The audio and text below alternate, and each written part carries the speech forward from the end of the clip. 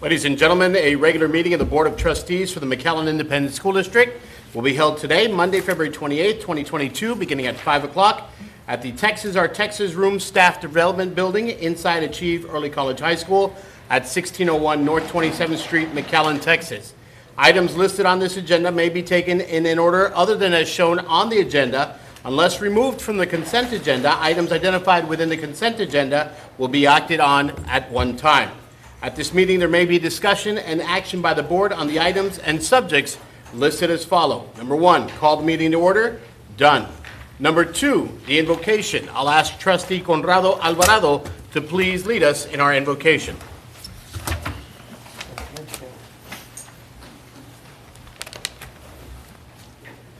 Almighty God, we come together today for the good of our children and our schools. Give us your wisdom as we make decisions that will affect them today and years to come. Help us to work well together. Recognize that each of us, parents, educators, and community representatives, are here because we love children and we want what is best for them. We ask for your blessing and your guidance. In your holy name we pray. Amen. Amen. Thank you, Trustee Alvarado. Trustee Vela, will you lead us in the Pledge of Allegiance? If you'll remain standing and remove headgear, please. Draw your attention to the flag. I pledge allegiance to the flag of the United States of America and to the republic for which it stands, one nation, under God, indivisible, with liberty and justice for all. Thank you, Trustee. Please be seated. At this time, we will move on to item number 4, which is public comments. McAllen Independent School District gives you an opportunity to address the board at a 2-minute time limit interval. The board is not allowed to respond at any time during those 2 minutes. We ask that you please remain on the clock as it will be posted up on the screen behind us. Please follow that 2-minute regulation. Should any member of the public become disruptive, then we will have to take the appropriate measures in order to stop the public comment. Our first speaker of the day today is Ana Maria Cisneros Soto. Her topic is COVID Days for Educators. Ms. Cisneros Soto. Ms. Cisneros Soto. Last call for Ms. Cisneros Soto. All right. Our second speaker is Mary Cáceres. Her topic is paid COVID leave. Ms. Cáceres. Thank you, ma'am, for joining us. You'll have 2 minutes to address the board. Thank you. Good afternoon, everybody. My name is Mary Teresa Cáceres, and I'm a special language teacher. I've been working for the district for almost 10 years.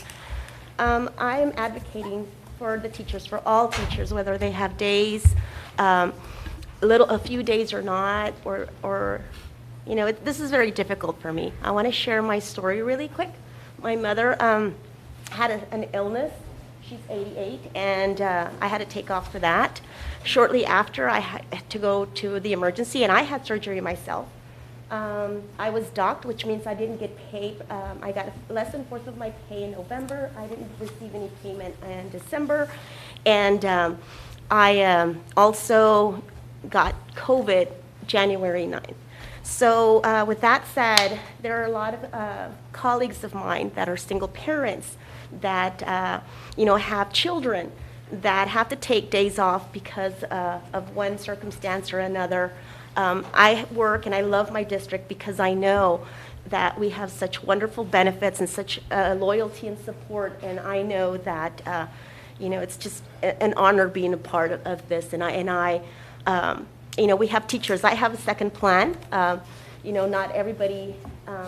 If they get sick or don't have an income, they don't have, how to sustain themselves. Luckily, we did. We have a little small business, but I just hear what all my colleagues say, and I just wanted to make a little note of it. And this is my first time ever speaking publicly about any issue, and it feels good that they were to hear them out. So I know that our district is amazing, and I see parents and people that I have worked with before, and I'm here just to advocate for myself and for all those teachers that, 5 days, whether you retire or, that you don't have those days, I think, they're well earned. And, I want the retroactive. Thank you, Ms. Martinez. We appreciate you. Ms. Cáceres.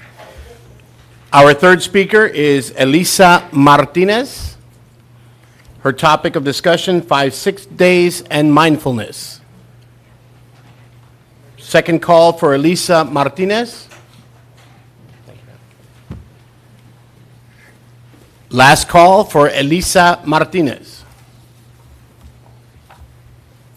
All right. And our fourth speaker of the day is Sylvia Tanguma, wanting to address the board on local leave days. Hello, good evening. Thank you for having me here today. I wanted to start off by thanking our school administration and trustees. Sorry, Ms. Tanguma, if you'll hang on, our timer did not, Start. as much as I want to give you that extra time, Thank you. I'll ask our timers in the back, please be ready, and whenever you are, ma'am. Okay. So again, thank you for having me here today and allowing us this time to speak and share our thoughts and our stories. I wanted to start off by thanking our school administration and trustees for starting the process of adding the additional 5 local leave days to our bank. This effort you are making is very much needed for many employees, as you heard earlier. Some of these employees have already been docked pay from their paychecks due to not having leave days available. This has caused mental stress and anxiety to many employees. McAllen ISD has over 300 employees that have been docked pay from their paychecks since the school year started. We want our employees to come to work and be able to do their job at 100% of their capacity, instead of having to worry about how they are going to get home and what bills they're going to pay. Decide, should I put food on the table? Do I pay my rent? Do I pay my mortgage? What bills should I pay? Because that's what's happening right now on campus with a lot of employees getting docked. Many of these staff members have been out due to personal health issues, or they have children they need to care for when they get sick. While none of us as employees, employers, parents, or students knew how COVID would affect us, we are now learning the many ways that COVID has impacted our lives. Therefore, we ask that you add these additional 5 days to our leave banks for this year and consider this for next year. We all know that while some people may be asymptomatic, the ones that are not asymptomatic do take more than 5 days to recuperate and be fully functional for work after COVID. Thank you for your time. Thank you, Ms. Tanguma. We will go back to speaker number 1, Ana Marie Cisneros Soto. Ana Marie Cisneros Soto. Last call, Ana Marie Cisneros Soto. Speaker number 3, Elisa Martinez. Speaker number 3, Elisa Martinez. Last call for speaker number 3, Elisa Martinez. With no calls being heard, we will move on with our agenda. Mr. Vice President, because we have some people waiting, I'm going to ask that we move up 2 items. 19B, which is recognition of Homer G. Morris Middle School 6th grade tackle football league, and 14B1. So Trustee Alvarado would like to bring forth items 9A. No, 9B, sir. 9B, I stand corrected, sir. Item 9B and 14B1. Is there a second? I have a second from Trustee Suarez. This is just a vote to rearrange the order of the agenda. All in favor signify by saying aye. Aye. All opposed, same sign. The ayes carry it, 5-0. So we will bring forth item 9B, recognition of Homer J. Morris Middle School 6th grade tackle football. Dr. Gonzalez. Yes, sir, Mr. Chairman. We do have our athletic director here, Mr. Brian McClenney, that has more information about this outstanding honor that our Homer J. Morris Middle School 6th grade tackle football team was very successful in their season, so let's hear about it. All right. Good evening, everybody. Today we're going to be recognizing our Homer J. Morris Middle School 6th grade tackle football team. Just got a little narrative here from the coaches. They were this year's City of FAR Parks and Recreation 6th grade Super Bowl champions. The league is made up of 6th grade students from FAR area as well as surrounding cities. The 6th grade student athletes must attend the middle school that they are playing for in order to be allowed to compete. This year we had 24 boys on the Morris team as well as 4 coaches and a team mom. None of the coaches are paid, but we all look forward to contributing to our community. Coaches this year were Joel Robles, David Martinez, Raymond Laurel, and Jesse Saldana. Coach Robles and Coach Saldana have been coaching together since 1996, And in 2018, Coach Robles and Coach Saldana began coaching the Morse sixth grade tackle football team. And they've been pretty successful, but this year was the first year that they won the Super Bowl. So let's, the team members going to be coming in, so let's give them a big round of applause. Good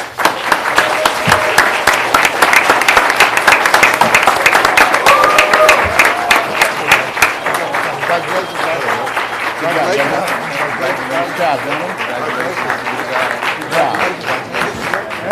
Good job, gentlemen. Excellent work, boys.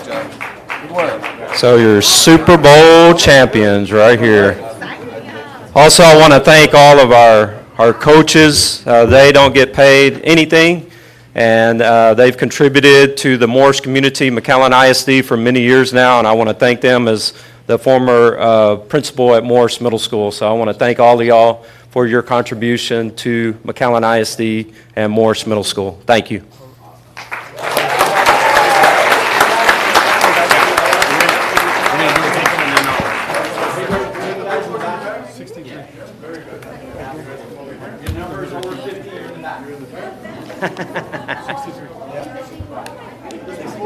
Mr. Garza, you going to come on up? Is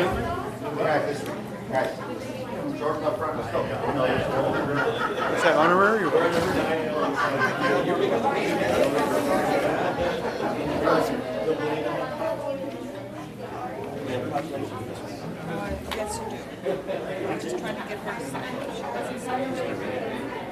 All right, boys, sign up. We're going to do a group picture here. Sign it up. Yep, yep. Yeah.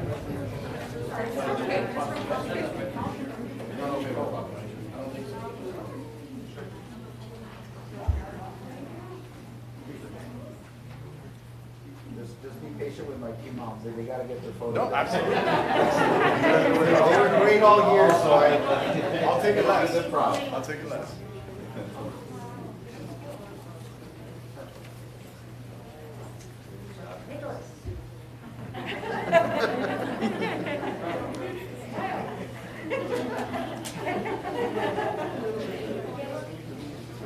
All right, you ready?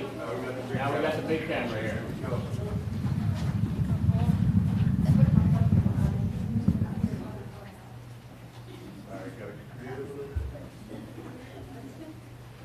Smile at our friend Juan. All right, big smiles, everyone. Ready? I'm sorry. I'm sorry. Juan, don't upset the team mom. Big smiles, everyone. All right, ready? 1, 2, 3. One more. Let's go. One more. Ready? 1, 2, 3. Big smile. Good job.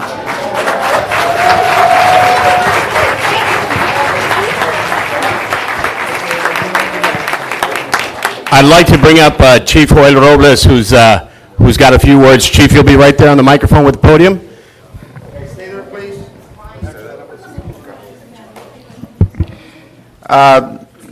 Hello, good afternoon. My name is Joel Robles, for the record. All school board members, school board presidents, thank you very much for allowing us the time to be out here right now. You know, my partner in crime, no pun intended, you know, we first started coaching in 1996, Jesse, and the reason we started coaching was because both of us worked in FAR, and we saw the need for mentorship, coaching for a lot of the youth in that area. And throughout the years, you know, we started at the McAllen Boys and Girls Club, then we went to the PAL, Police Athletic League, and then the FAR Parks and Recreation. So when the FAR Parks and Recreation asked me, hey, Joel, can you help us bring in some of these schools from other districts, you know, I jumped on it. I said, absolutely. You know, sports is a great tool to where our community can mentor and coach our youth. As police officers, we understand that we got to build those bridges. We got to build those relationships with our youth. And you know, when Jesse told me, hey, let's do this with Morris. You know, Mr. McClenny was the principal at the time, and McAllen ISD, I got to tell you guys, you guys have a gem in Mr. McClenny. He is a class act, always supported the program. Students, prior, current, and future students, you need to understand, I mean, what this gentleman has done for us is very, very important. And anytime we needed something from him, he was there to support us. And Luke, what we want, put that one over there. Give it to somebody else. All right. What we wanted to do, Mr. McClenny, is present you with a jersey of what the boys wore this year and a Super Bowl ring that, more than anything, you helped us get to that, sir. Thank you very much.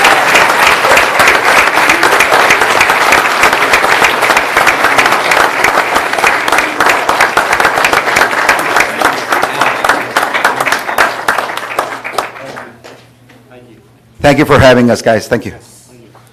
Mr. Robles? Hold on. Mr. Robles and Mr. McClenny, I just have one thing to say real quick. I see a lot of parents here who I know I volunteered my time to coach, even kids that weren't mine, like Mr. Robles, Mr. Saldana. And the only thing that saddens me about this is that we're having to play in FAR. And I know there's influential people here that serve on the McAllen Boys and Girls Club Board. I know there's also people here who serve on the McAllen Parks and Rec. I think that if all of us collaborate and get together with the city of McAllen, this league needs to be in McAllen and not in the city of FAR. But by the way, congratulations to everyone.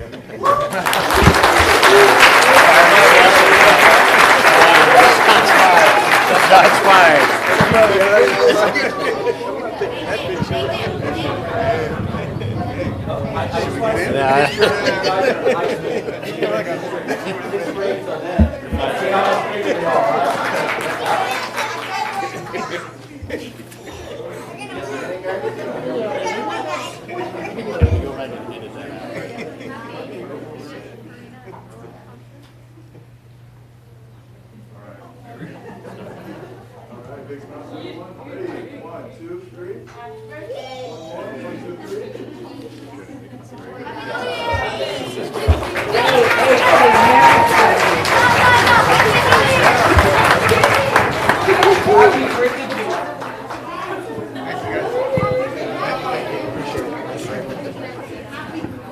Congratulations, Stallions.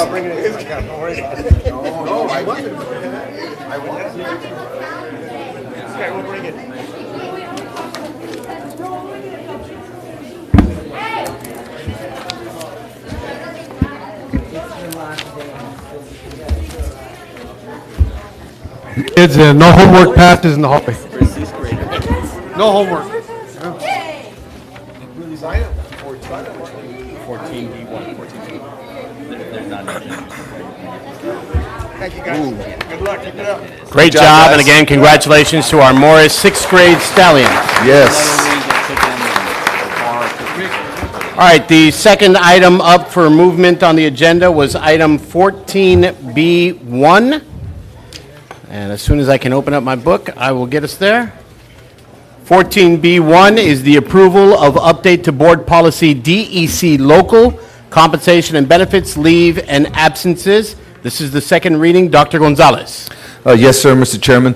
Administration's recommending the following 3 revisions to policy DEC local. The first is 5 additional paid local leave days, followed by peace officers' mental health leave and peace officers' quarantine leave. We do have Mr. Todd Miller, our Assistant Superintendent for HR, that's here to answer any questions should you have any, and we are recommending action on Move to this item. approve. We have a motion to approve by trustee Suarez. Is there a second? Second by trustee Vela. Any comments, questions, or concerns? No comments, questions, or concerns. With that, we'll take it to a vote. All in favor signify by saying aye. Aye. All opposed, same sign. The ayes carry it, 5-0. Thank you so much. We will now recess to closed session. Nope. I move that we bring the proclamations forward. Okay, trustee Eliseda would like to make a motion that we bring forth the proclamations 10A, B, C, D, E, and F. Is there a second? I move to approve all proclamations. Oh, second to move it up, yes. Looking for a second to move it up, okay? I move to approve all proclamations. Second. Dude. All in favor signify by saying aye. Aye. All opposed, same sign. The ayes carry it, so we will proceed to item 10A. That is the approval, this is the proclamation regarding National Cerebral Palsy Awareness Month. Dr. Gonzalez. Mr. Fudina, I'm sorry, was the motion to move up the schedule or approve? The motion was. The motion was to move up and then followed by the motion to approve. Did we take 2 votes? I move to approve all proclamations, Mr. Chairman. Okay. Thank you, Mr. Vela. Item 10A, the proclamation regarding National Cerebral Palsy Awareness Month. Dr. Gonzalez. Yes, sir. In recognition and awareness of individuals with cerebral palsy, we take time to spread awareness, and we affirm the fundamental principle that individuals with cerebral palsy are entitled to the same rights and freedom as everyone else. Mr. Daniel Vela, Board Trustee, will read the proclamation, and Dr. Rosalba de Hoyos, our Assistant Superintendent for Instructional Services, will share more information. Mr. Vela. Thank you, Dr. Gonzalez. All those present, today's proclamation, the state of Texas, County of Hidalgo, the McAllen Independent School District. Whereas National Cerebral Palsy Awareness Month, March 2022. Whereas cerebral palsy is a neurological condition that affects muscle function and control currently worldwide. There are approximately 17 million people living with cerebral palsy. It is a lifelong condition to which there is no cure. The Cerebral Palsy Organization was formed to ensure equal rights, accessibility, and opportunities for those living with cerebral palsy, as well as access to resources that would improve an individual's quality of life. Now, therefore, I, Daniel D. Vela, a member of the Board of Trustees of the McAllen Independent School District, do hereby proclaim the month of March 2022 as National Cerebral Palsy Awareness Month. In witness whereof, I have hereunto set my hand and caused the seal of the McAllen Independent School District to be affixed on this 28th day of February, the year 2022. Daniel D. Vela, as attested to by Debbie Crane Aliceda, Secretary of the Board of Trustees. Dr. De Hoyos. Yes, thank you, Mr. Vela. Cerebral palsy is CP is a group of permanent movement disorders that appear in early childhood, affecting body movement and muscle coordination. CP is caused by abnormal development or damage to the parts of the brain that control movement, balance, and posture. This abnormal development or damage is not repairable, and the disabilities are permanent. CP is the most common motor disorder and the second most common disability found in children. The following are some of our amazing students who are living with CP and are thriving in our academic environment. We have Belen Ceres, our 4th grade student at Pablo Perez Elementary, and we're going to be asking these students to come forward and be recognized by our board and our superintendent. Do we have Belen Ceres? What about Omar Villarreal, our Jose de Escandon Elementary 4th grade student? Here's Omar right here.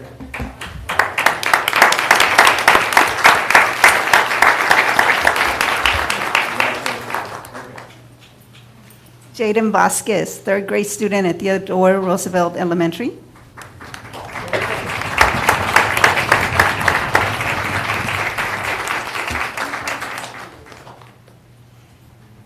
Jamin Vasquez, 6th grade student at Brown Middle School.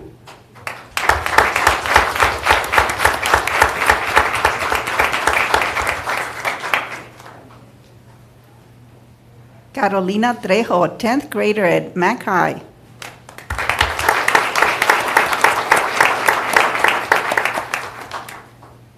Erin Vega, 11th grader at Nikki Rowe High School.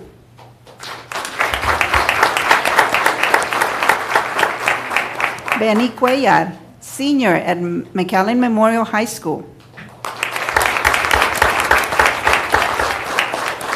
Sebastián Hernandez at our Strides Continuing Education Program.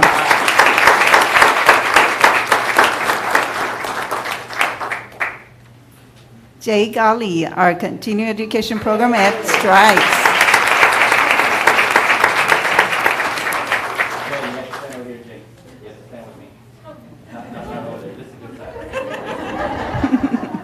Thank you to our students there and staff, and we want to remind the community that Friday, March 25th is National Cerebral Palsy Day. We ask that you wear green to show your support. Thank you.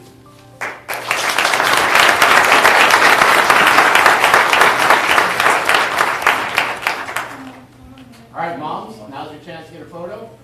There we go.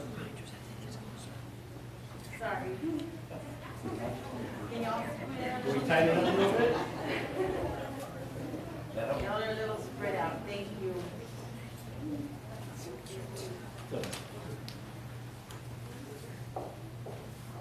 Thank you. All right, thanks, Mom.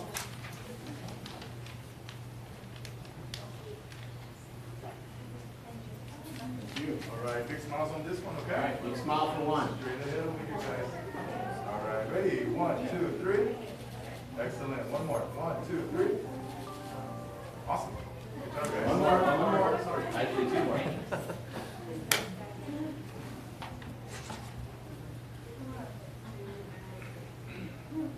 Awesome. Thank you so much.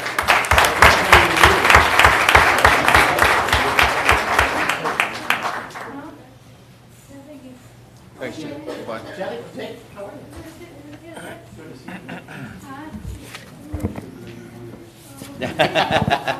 She's not gonna say that. She's not gonna say that.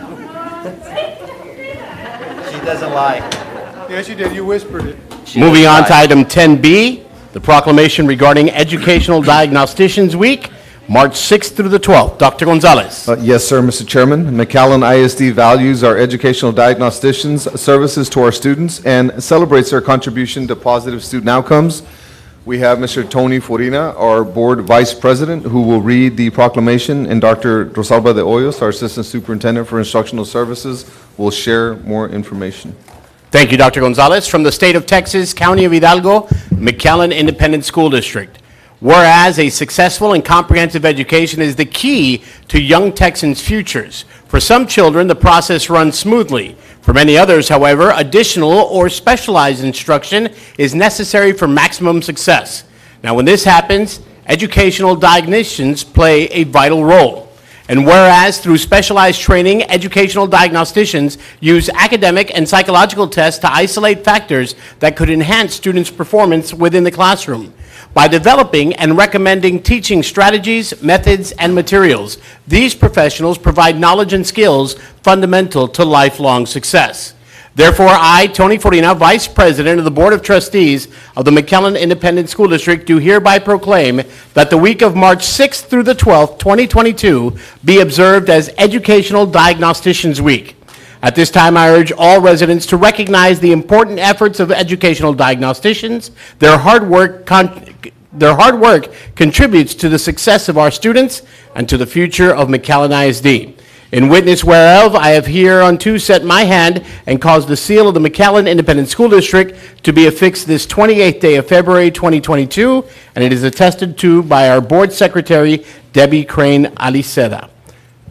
Dr. De Hoyos? Thank you, Mr. Forina. During the month of March, we celebrate educational diagnosticians to highlight the important work our school diagnosticians do to help our students thrive. This year's theme, Let's Get in Gear, challenges us to grow both personally and professionally. It encourages us to engage in best practices and advocate for children's access to learning and mental health supports. And RISE implies resilience and renewal despite the challenges of the past. We thank and acknowledge our amazing McAllen ISD diagnosticians. As I call their names, please, I ask the staff to walk and be recognized by the board and our superintendent. At Jackson Elementary, we have Joyce Kane.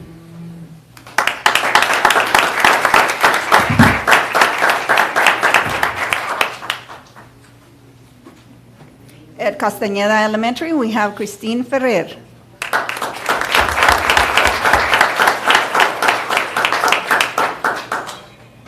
At McAllen Elementary, we have Yelitza Gonzalez.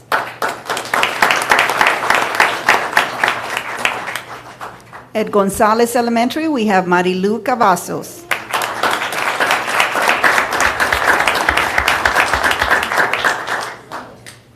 At Escandon Elementary, Brown Middle School, and McAllen Memorial High School, we have Cynthia Medrano.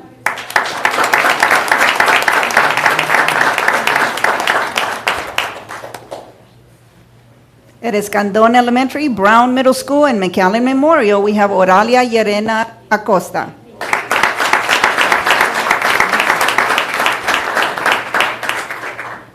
At Milam Elementary, we have Criselda Hernandez.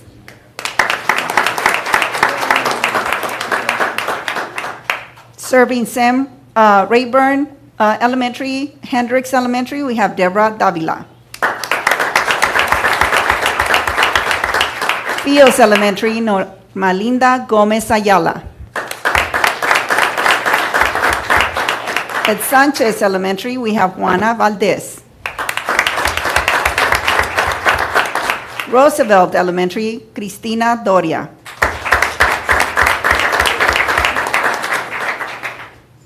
At Zavala Elementary, we have Claribel Garza.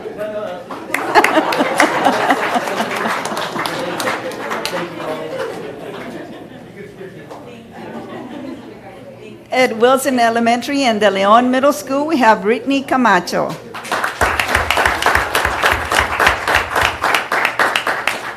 Kathy Middle School, Lisa Rodriguez. De Leon Middle School, Maribel Esquivel. Fossum Middle School, Dalila Barajas. Morris Middle School, Lisa Trevino. Travis Middle School, Adalia Garcia.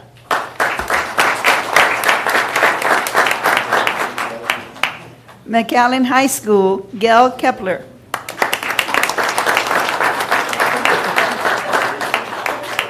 Nikki Rowe High School, Marlene Garza.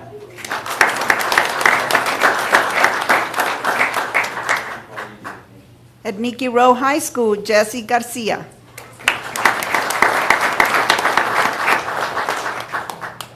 Memorial High School, Jaime Trevino.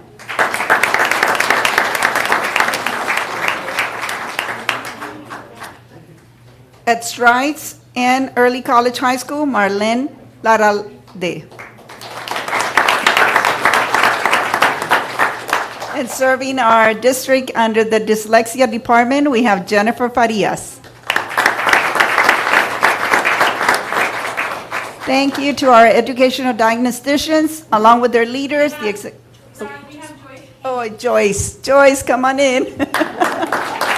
I can't see. Do we have anyone else? Okay, thank you.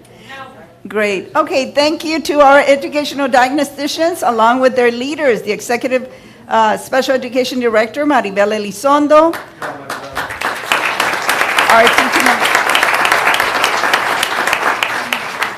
our RDSPD Director, Lisa Lara, for all that they do for our students. Thank you all.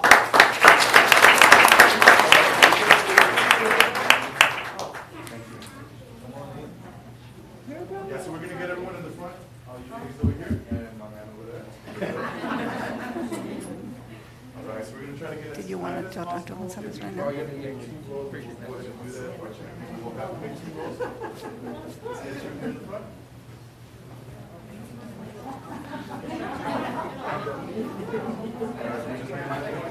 Really, really tight. Should we go side? Should we go side, or do you want to go straight up? Yeah, so let's try to get some in the front if we can. Just another leg, yeah.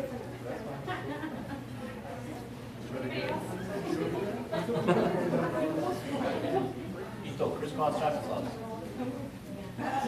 We are.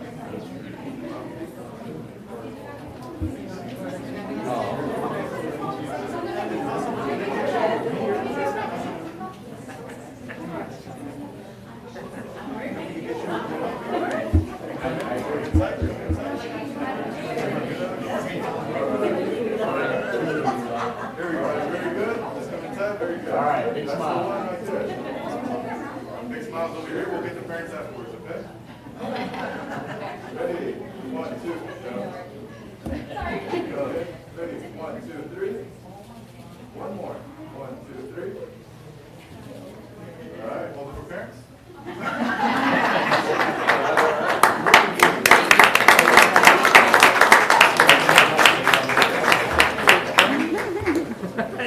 Someone forgot their purse.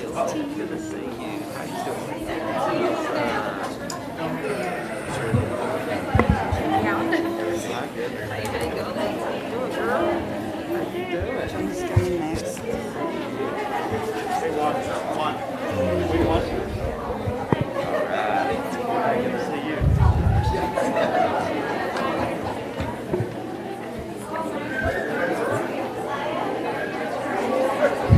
Ladies and gentlemen, if you'll indulge us,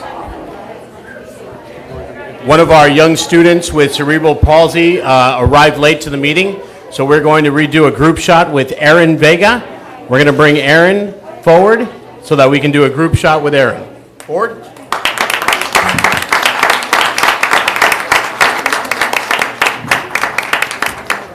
Aaron, how are you, buddy?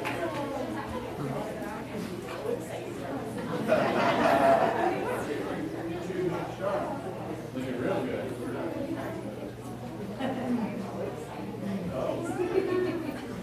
All right, that's the smile right there. That's a little smile. All right, ready? Big smiles over here. Ready? 1, 2, 3. One more. 1, 2, 3. Excellent. All right.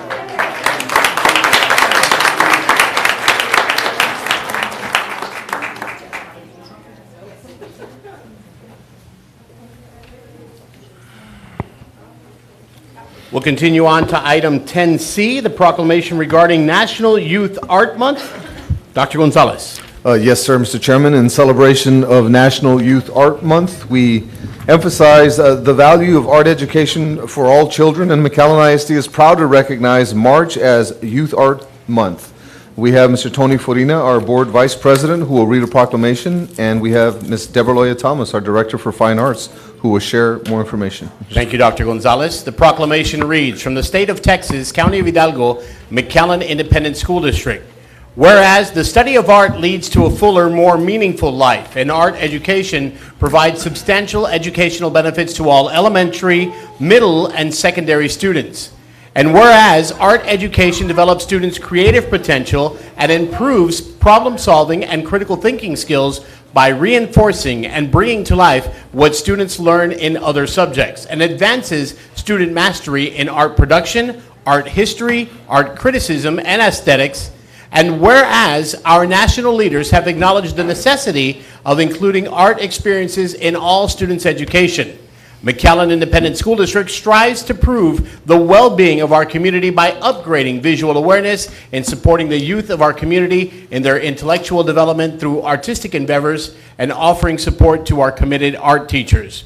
Now, therefore, I, Tony Forina, Vice President of the Board of Trustees of the McAllen Independent School District, do hereby proclaim that the month of March 2022 be observed as National Youth Art Month. All citizens are urged to take interest in and give full support to quality school art programs for children and youth. In witness whereof, I have hereunto set my hand and caused the seal of the McAllen Independent School District to be affixed on this 28th day of February 2022. It is attested to by Board of Trustees Secretary Debbie Crane Aliceda. Ms. Thomas. Thank you. Good evening, Board of Trustees and Dr. Gonzalez. Youth Art Month connects art teachers with tools for advocacy and communicates the importance of quality visual arts programs at the local, regional, and state level. To help celebrate March as National Youth Art Month, McAllen ISD is pleased to announce the 14th annual Young at Art exhibition hosted by the International Museum of Art and Science. The exhibit, which highlights visual artworks from McAllen ISD students in grades 6 through 12, will be on display for the entire month of March at IMUS and will close on Sunday, April the 3rd. Today, we are honored to recognize McAllen ISD visual arts students representing our secondary schools and their teachers who participate in district, community, and regional events. These students perform to the highest standards throughout the year. It is through their hard work and dedication that our district visual arts program ranks amongst the top 4% in the state and is recognized as a district of distinction by the Texas Art Education Association. McAllen ISD students and their artwork with us today are Brian Robaina, 12th grade from McAllen High School.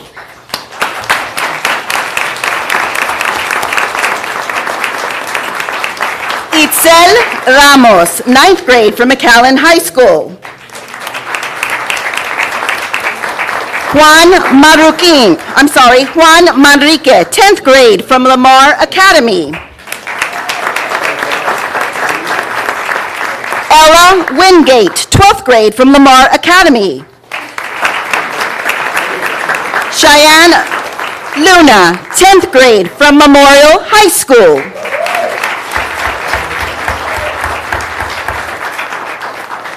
Lidia Contreras, 8th grade from Travis Middle School.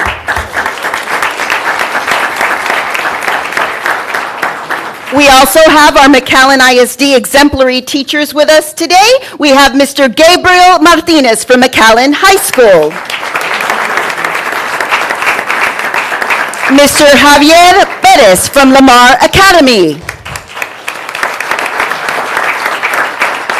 Mrs. Rena Roberts from Memorial High School.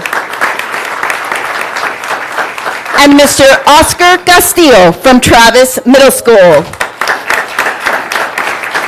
I and Lisa Sainz Saldivar, our MISD Fine Arts Coordinator, along with all MISD Fine Arts students and staff, would like to thank the Board of Trustees, Dr. Jay Gonzalez, MISD Superintendent of Schools, and all the administration of McAllen ISD for your continued support of our Fine Arts Department. Thank you.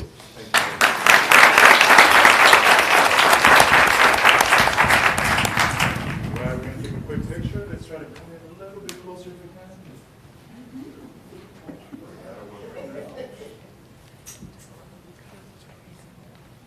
All right, big smiles, everyone. Ready?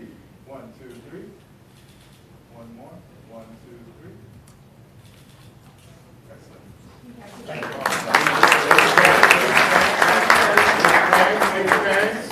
We got parents? Oh.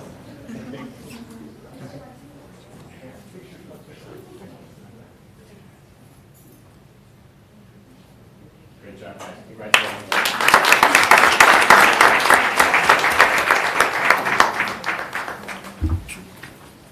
Item 10D is the approval of proclamation regarding Social Workers Month. Dr. Gonzalez. Yes, sir. During March, we honor social workers for the important work they do to help families and students as they overcome challenges. We have Mrs. Debbie Crane Aliceda, our board secretary, who will read the proclamation, and Dr. Rosie De Hoyos, our assistant superintendent for instructional services, who will share more information. Thank you. The proclamation is from the state of Texas, the county of Hidalgo, the McAllen Independent School District. Whereas the social work professionals who aim to enhance overall well-being and help meet basic needs of communities and people. Whereas social workers evaluate and empower people, giving them the ability to solve problems, cope with personal roadblocks, and give the resources they need to succeed. Whereas McAllen ISD social workers assist our students with mental health concerns, behavioral concerns, positive behavioral support, and academic guidance through group and individual counseling. Now, therefore, I, Debbie Crane Aliceda, Secretary of Board of Trustees of the McAllen Independent School District, do hereby proclaim that the month of March 2022 be observed as Social Workers Month. In witness whereof, I hereunto set my hand and cause the seal of the McAllen Independent School District to be affixed on this 28th day of February 2022. Thank you, Ms. Aliceda. During March, we appreciate our school social workers for their services to our McAllen ISD students. School social workers are mental health professionals licensed to provide services that promote social, emotional, and behavioral attributes in school and in society. Today, we want to recognize our wonderful school social workers. As I read their name, I ask that they come to be recognized by the board and our superintendent. Ana Cabrera, serving Brown Middle School, Houston, Alvarez, and Castañeda.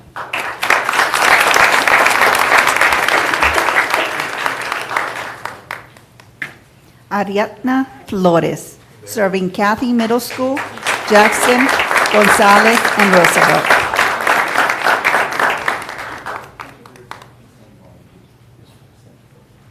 Nick Gonzalez, serving De Leon Middle School, Sanchez, McAuliffe, and Escandon.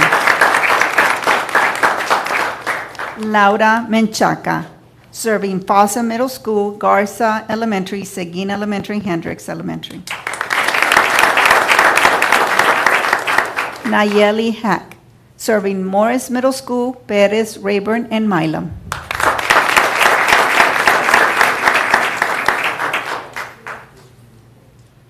Angie Morin, serving Travis, Fields, Wilson, and Tippin Zavala.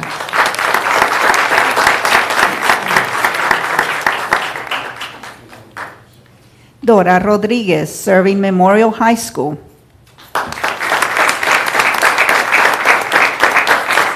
Ileana Lucero at Rowe High School.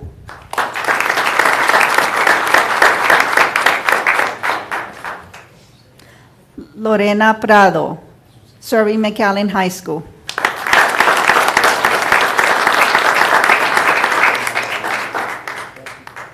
Cristina Gonzalez, helping with Lamar, Achieve, and ING.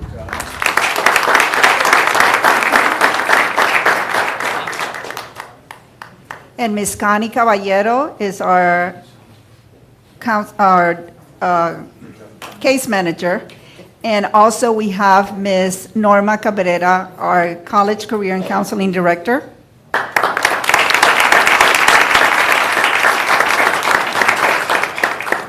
Thank you to our school social workers. We appreciate all that you do.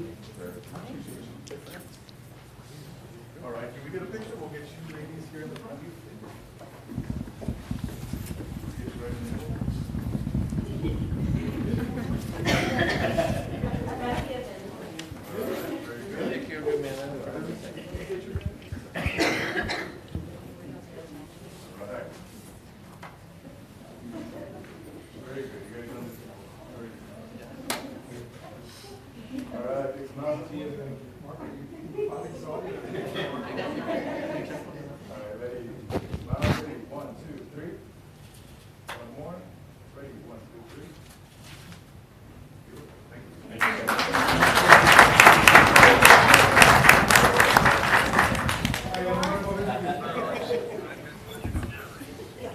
Ladies and gentlemen, if you'll indulge me one last time, Belen Ceres, who was part of our cerebral palsy group, has arrived. We were waiting for her, and I'd like to invite the board to please rise and let's take a picture with Ms. Ceres.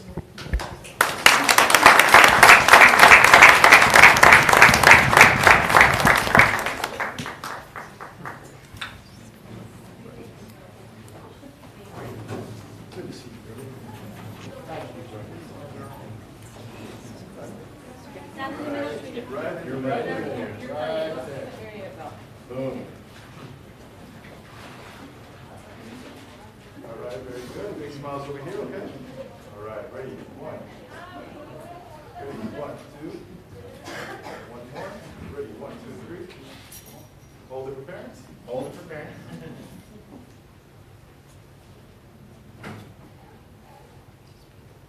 Awesome. One more. One more. Belen's ready to go. Awesome. Thank you, Belen.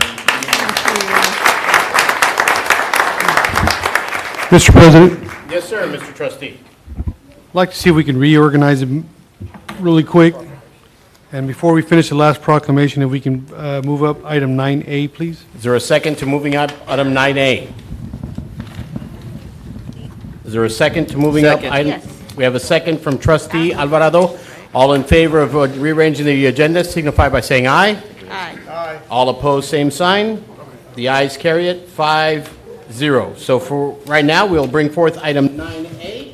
recognition of the McAllen Independent School District's multiple awards won through United Way of South Texas. Dr. Gonzalez. Yes, sir. The United Way of South Texas recognized McAllen ISD with several honors that we're very proud of. On Friday, February 18th, 2022, we have Mr. Jacob Berry, our Director for Community Information, who will share more information. Mr. Berry. Thank you, Dr. Gonzalez, Vice President Farina, and the rest of the board members. For the fourth consecutive year, McAllen ISD earned the Golden Apple Award, which goes to the top 5 school districts based on overall pledges. McAllen ISD is the top school district this year as staff members pledged $121,400 to the United Way partners and programs. In addition, McAllen ISD's Gonzalez Elementary took home the top honor for the highest per capita campus throughout the region, and McAllen ISD's administration earned the highest per capita department throughout the region. Ann Vega, McAllen ISD's Director of Digital Learning and Library Services, earned the top honor of Campaign Coordinator of the Year. For the first time,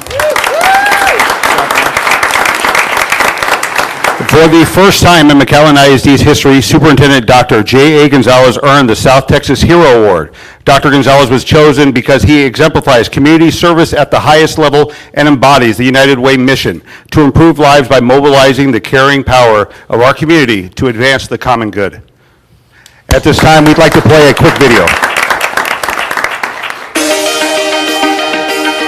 Today was a wonderful celebration at the United Way where community members and organizations throughout the community were being awarded for their contributions to the United Way and ultimately to our community. So McAllen ISD came in a big way and received many tremendous honors that we're proud of.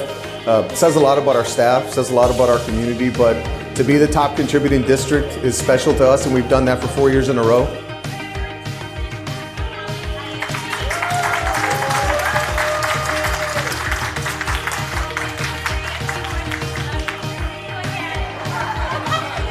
It's about teamwork in McAllen. We're a district of champions because we champion for one another and for our community. So to be here this morning receiving this honors is just tremendous for us, and it says a lot about our organization as a whole. McAllen ISD, oh, sorry, go ahead. McAllen ISD is humbled by such an honor while at United Way of South Texas offices on Friday, February 18th. We received these awards amongst United Way of South Texas leadership. We wanted to share in this celebration with our district leadership. Therefore, we've invited the United Way of South Texas leadership to join us this evening. Go ahead and stand up. Here to present tonight's awards are United Way of South Texas President Lily Lopez Kilole, Board Chair Tyler Stone, and Board Finance Co-Chair Blanca Villalobos. Good evening. Thank you for allowing us to be here. This really is a great thing for us, and we're happy to be here and share this with all of you.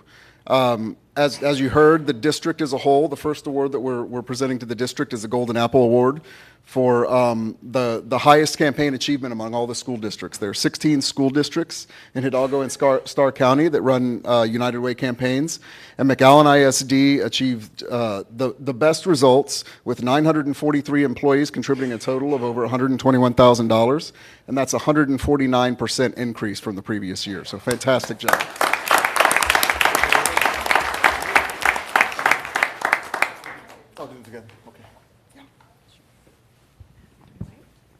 Good evening. The next award has been recognized the highest per capita campus, and the award has been presented to Gonzalez Elementary. If we have Principal Cristina Hernandez to receive.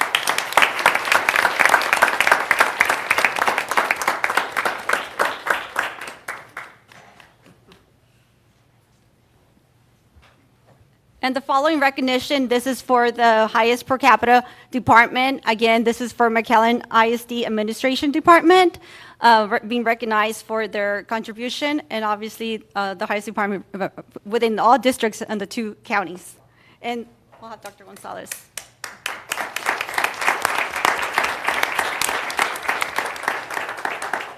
Good evening, and again, thank you for your time. And the ISD Campaign Coordinator of the Year was Ms. Ann Vega for obvious reasons that have been mentioned. Obviously, McAllen ISD was the #1 school districts of all of the districts in Hidalgo and Stark counties. We couldn't have done it without her, the leadership at the administration office, the principals, the directors. Thank you, everyone, for responding to Ann, and thank you for your persistence to make sure that we knocked on all of the doors and were invited to come in and share the United Way message. Thank you for your leadership.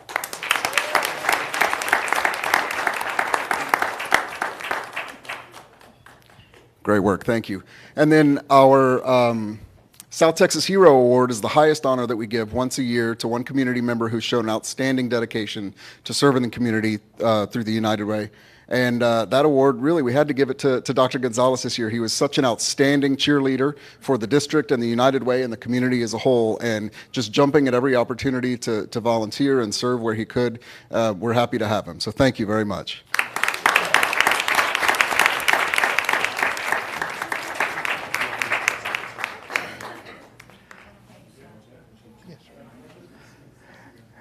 Thank you for joining us, and we look forward to supporting your campaign next year. We're going to take a couple pictures.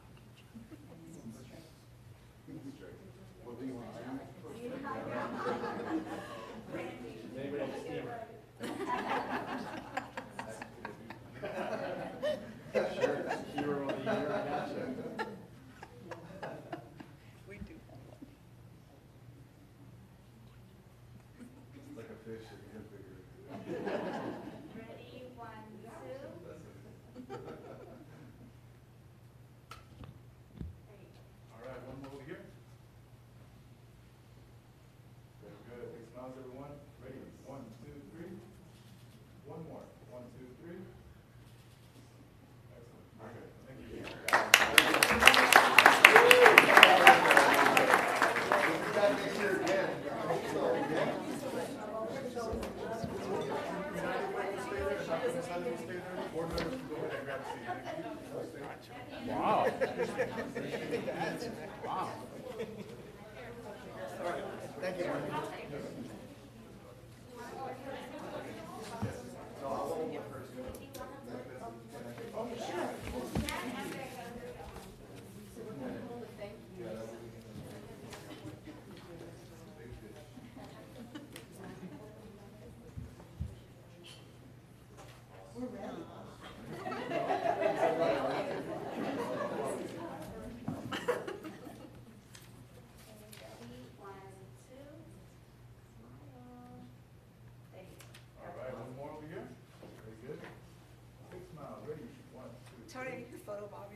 I'm trying not to.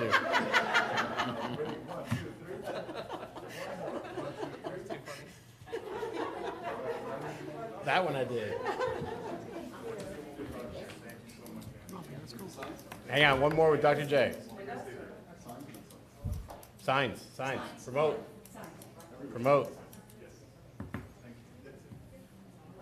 That's right. Great, now he's going to want another ring. All right, one more over here. Face nods, everyone. 1, 2, 3. One more. 1, 2, 3. Great job. Thank you all. Moving on to item 10E, the proclamation of National School Breakfast Week, March 7th through the 11th of 2022. This week of March 7th through 11th, 2022 is recognized nationally as National School Breakfast Week. McAllen ISD offers breakfast daily using different delivery options to facilitate access to meals. Trustee Conrado Alvarado will read the proclamation, and Mrs. Adele Felix, our interim assistant superintendent for district operation, will share more information. Trustee Alvarado. Thank you, sir. Proclamation, State of Texas, County of Hidalgo, McAllen Independent School District. Whereas the National School Breakfast Program has served our nation since it was permanently established in 1975. and enables more than an average of 16,000 McAllen ISD students daily to have access to delicious, nutritious, and safe meals at school. Whereas evidence demonstrates that breakfast consumption is positively correlated with classroom attentiveness and better learning outcomes. Whereas district data reflects historically 80% of students in attendance consume a nutritious, delicious breakfast at no charge daily throughout the multiple distribution methods. Whereas we recognize the talent and dedication of all the food service professionals, educators, program administrators, and parents who help ensure that our students have the healthy food necessary to grow and succeed. Now, therefore, I, Condor Alvarado, Board of Trustees of McAllen Independent School Districts, do hereby proclaim the day of March, actually the days of March 7th through 11th, 2022, as National School Breakfast Week. I call upon all residents to join the dedicated individuals who administer the National School Breakfast Program in appropriate activities that support the health and well-being of our children, and to become aware of their own nutritional habits in the hope of achieving a more healthful citizen for today and the future. In witness whereof I have set my hand and caused the seal in County Independent School District to be fixed the 20th day of February, and it's signed by myself and tested by Debbie Crane, as I said, the Secretary of Board of Trustees. Thank you. Ms. Molina? Thank you. So, good evening, board members. Thank you for having us here. As was just stated, National School Breakfast Week is the first full week in March. However, this was the last board meeting, and so I just wanted to highlight some of the things that we're doing for school breakfast. Again, we know that school breakfast is what helps our students learn and be successful. It also helps with disruptive behaviors in the classroom, and so we want to make sure that we're doing everything we can to support school breakfast. The national theme for school breakfast this year is taking off with school breakfast, and McAllen ISD has a host of activities planned to make sure that students, families, and campuses are fully aware of the importance of breakfast. So we will be having morning announcements with our breakfast options. Even with our supply chain disruption, students do have an option of 2 breakfast choices a day. We'll be offering elementary campuses activity sheets for them to take home and do with their parents. What we're finding more and more is that our students are educating their parents about the importance of breakfast, and so we want to continue that conversation at home. We're going to do quite a bit of promotion on our serving lines, and if you haven't joined us on social media, I strongly encourage you to do so. Our staff is doing an outstanding job of promoting not just holidays, but the importance of nutrition on our serving lines. We're going to be giving promotional giveaways for students that are participating in our meal services. So on the top corner, you'll see the goodie bag for our students at elementary campuses, and then, of course, the famous water bottles that they all like to carry at the middle schools and high schools. So students that are participating in our meal program will get a ticket, and those will be given away to students during the week. Again, it's a token of appreciation, but also just reminding them of the importance of continuing to participate in our meals programs. Now, what is exciting is that today we did launch our brand new menu for 22-23. And so, unlike traditional school districts, we took a very different approach. In August, we know that school is very busy, and we know that we have staff that is returning, but we also have new staff. And so we have launched our 2022-2023 menu as of today. So you might hear some feedback on that. Our menu is really focused on this concept to allow recipe testing with our students so that we can make the adjustments over the summer. It's also really helping us with our manufacturers. So unfortunately, all the data is showing us that the supply chain issues we can expect through 2025, unfortunately. Like, it's not going to get better right away. And if you've gone to H-E-B or Walmart recently, you can see not only the prices are going up, but the variety that we're used to. Well, imagine having to serve almost 20,000 kids or 37,000 meals a day, not knowing what's coming in the trucks. And that's what our incredible team does every day. And so we're excited that with this new menu, it's allowed us to not just forecast, but actually place orders with our manufacturers with sufficient lead time. And so they want to send trucks to McAllen, Texas, not just to Houston and San Antonio. So we have some new focuses. Predominantly, you'll see a big change on our breakfast, more protein. Protein's not required for breakfast. So USDA and TDA, it's a strictly carbohydrate meal pattern. However, we know that protein is important for our students to continue to learn mid-morning and through to lunch. So you'll see more of that. There'll be a lot more scratch cooking. So we are in a friendly competition with PSJA and Mission for the best enchiladas, and we think we have them, and they will be on our menu. And so we'll have more scratch cooking, a continued emphasis on fresh fruit, but also on fresh vegetables. So kids will have things like shelled edamame, they'll have sliced cucumber, they'll have guacamole, they'll have avocado. So we're really wanting to introduce kids to fresh fruits and vegetables, and so they are able to talk to their families at home about what they're eating, and they'll be informed consumers when they go grocery shopping with the families. We also have done a lot to support our staff. So we have bilingual recipes, all of our recipes, and that's done manually. So a lot of office work done to have bilingual recipes and pictures included in every recipe. So any cafeteria staff member can pick that up and do the recipes. And then we're very grateful for the district for allocating semester funding for cafeteria remodels to expand seating and improve productivity in our cafeterias. So just some ideas. This is our elementary menu for the week of National School Lunch Week. And again, as always, you're encouraged to come visit our campuses. This is what you'll find on an elementary campus, and then at a middle school and high school campus. Again, our focus is more on providing a variety of foods for our students. So why do we do what we do? We have a district goal. It's that 80% of students in attendance participate in our breakfast program, 80% at lunch, and 10% at supper. This allows us to expose students to a variety of foods, and you can see where we're currently at. 86% of our students in attendance are eating breakfast, 89% are eating lunch, and 11% are eating dinner. Wow. Middle school level, 74, 83, and 8. And high school 64, 61, and 7. Now, our goal is 80% across, but just as a point of reference, currently nationwide, high school participation is at between 13 and 23%. So we beat ourselves up a lot, but again, we encourage all students to participate. We also have a very healthy fund balance, which is very important. 23% of our revenue is going straight into savings. Our food cost is at 34%. And even more importantly, 30% of our revenue goes to payroll. So we're very aligned, and we're putting our money exactly where it needs to be. Now, I have several of our managers with us. Even though we are state and federally regulated and have lots of audits, we have also chosen to audit ourselves. So twice annually, we do an internal self-audit. And the managers that are here with you today have gotten an A rating in the fall in areas of operation, inventory management, finance, ordering, and nutrition. And so not only are they meeting the 80% for breakfast, but they've also received an A rating.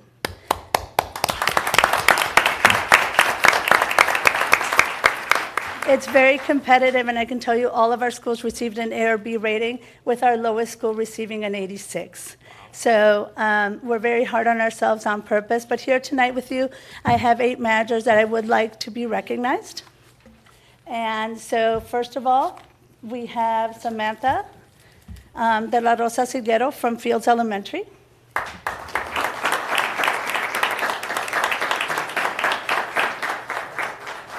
Next, Carmen Rojas from Alvarez Elementary. Beatriz Perez from Hendricks. Thelma Vela from Roosevelt. Martha Maldonado from McAuliffe. Marcela Leal from Wilson.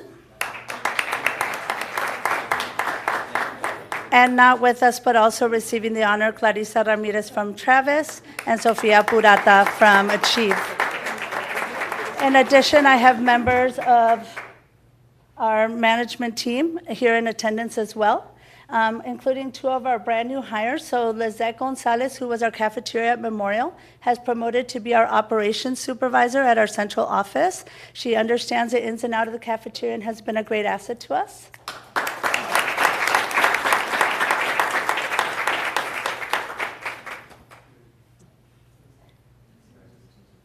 And then also promoting from within, and today is her first day, is Diana Perez. She's a cafeteria assistant manager at Perez. Cafeteria assistant manager at Perez got her master's degrees in nutrition and wanted to gain experience in a school. So she will be joining us as our menu and education specialist in planning our menu and our production. So congratulations to Diana. And then the two individuals that supervise and go out to the campuses, our operations specialist, Marta Peña.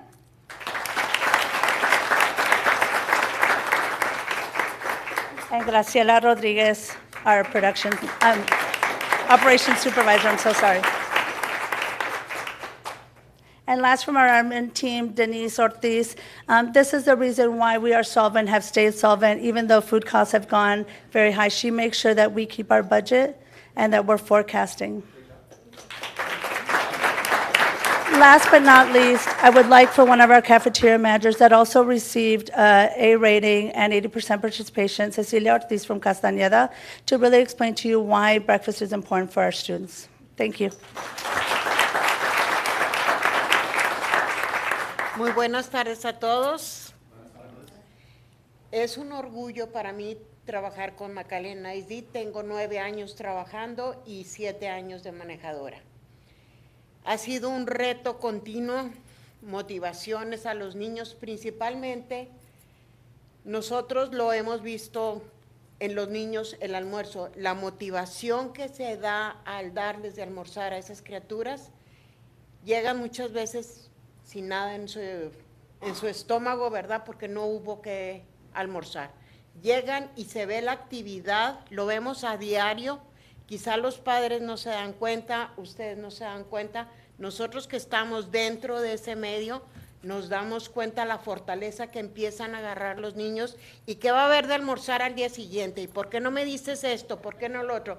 Entonces es una motivación muy grande la que tenemos, es un orgullo para nosotros y todas las manejadoras y un gran apoyo del equipo que tenemos, que nos apoyan día a día para sacar a esos niños adelante y darles de comer, de almorzar, de comer y su cena. Otra de las cosas, hemos tenido muchos retos en cuestión de la pandemia, darle el servicio a la comunidad, a todos esos niños que estaban en sus casas. Fue un reto que no sabíamos si en lo personal si lo íbamos a lograr. Cuando nos empezamos a dar cuenta el logro tan grande que tuvimos para tantos niños, tanta comunidad que no tenía que comer, fue un orgullo que, o sea, grandísimo, ¿verdad? Otra de las cosas tan importantes es el equipo que se forma. Hablo yo en mi escuela Castañeda, se forma un equipo, no somos trabajadores, es un equipo para poder desarrollar nuestro trabajo y con ganas de sacar adelante y cada día tener un mejoramiento para los niños, que ese es el primer motor que tenemos todos nosotros para atender a esos niños, porque sin esos niños nosotros no estuviéramos aquí presentes con ustedes. Muchas gracias.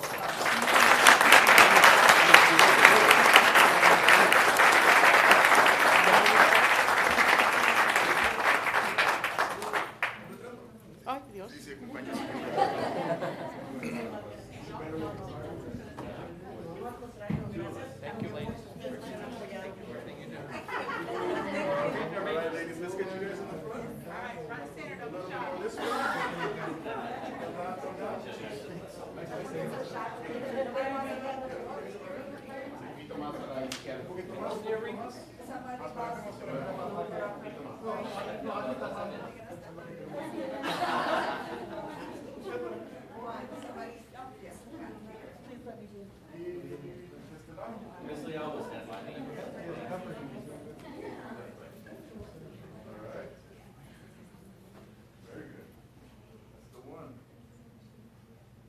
All right, big smiles.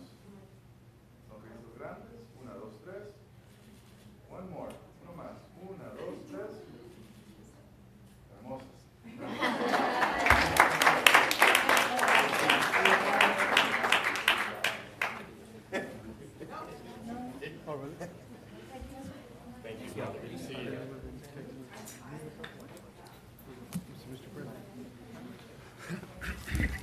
All right, ladies and gentlemen, our final Mr. President? Yes, sir. I'd like Trustee to make Suarez. sure we do not reorg anymore because there's some anxiously people waiting for us to give them their proclamation. POs will not be approved because they came up last.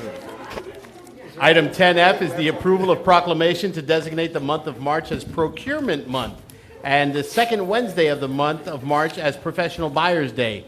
This was submitted by Cynthia Medrano Richards, the Assistant Superintendent of Business Operations. Dr. Gonzalez. Yes, sir, Mr. Chairman. In celebration of Procurement Month, which highlights the hard work of the Purchasing Services team, McAllen ISD is proud to recognize the month of March as Procurement Month and the second Wednesday in March as Professional Buyers Day. We have Mrs. Debbie Crane Aliceda, our Board Secretary, who will read a proclamation. And then we will have our Director of Purchasing answer any questions that you might have with regard to the honors. So, Mrs. Crane. Thank you. The proclamation reads, State of Texas, County of Hidalgo, McAllen Independent School District. Whereas the Purchasing Services team plays a significant role in the efficiency and effectiveness of the district.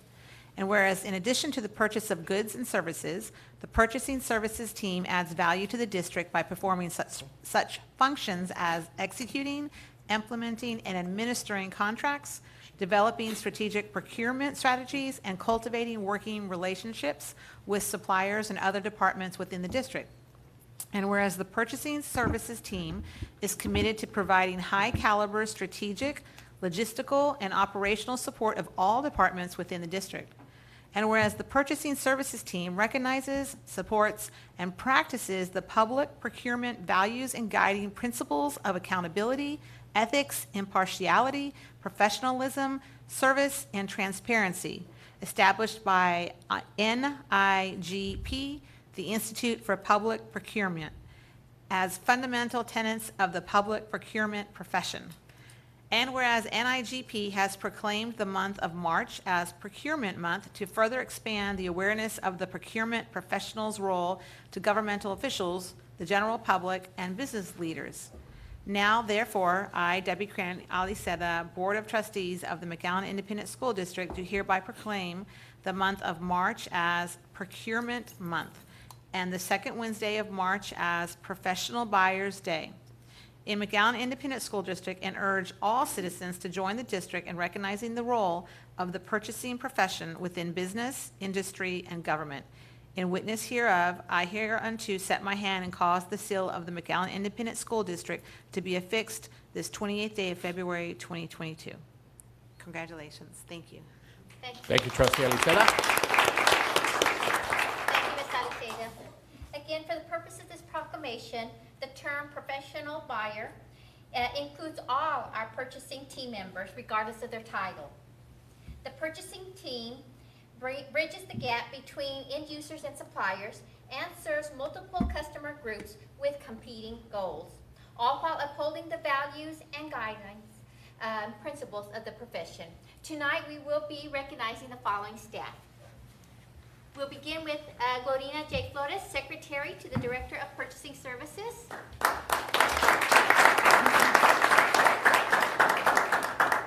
Lisette Esparza, P.O. Clerk. Audra Least, P.O. Clerk.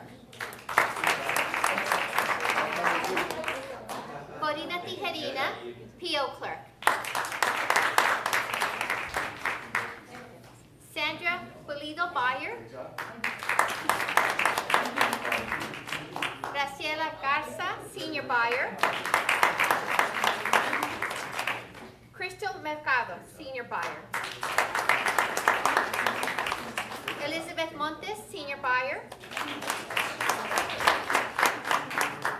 Carolina Quintanilla, Senior Buyer. Elizabeth Cabrera, Coordinator for Purchasing Services. And Alejandra Gonzalez, the Director for Purchasing Services. Again, we'd like to thank this team for the important role they play in the procurement of goods and services for this district. Thank you so much, ladies.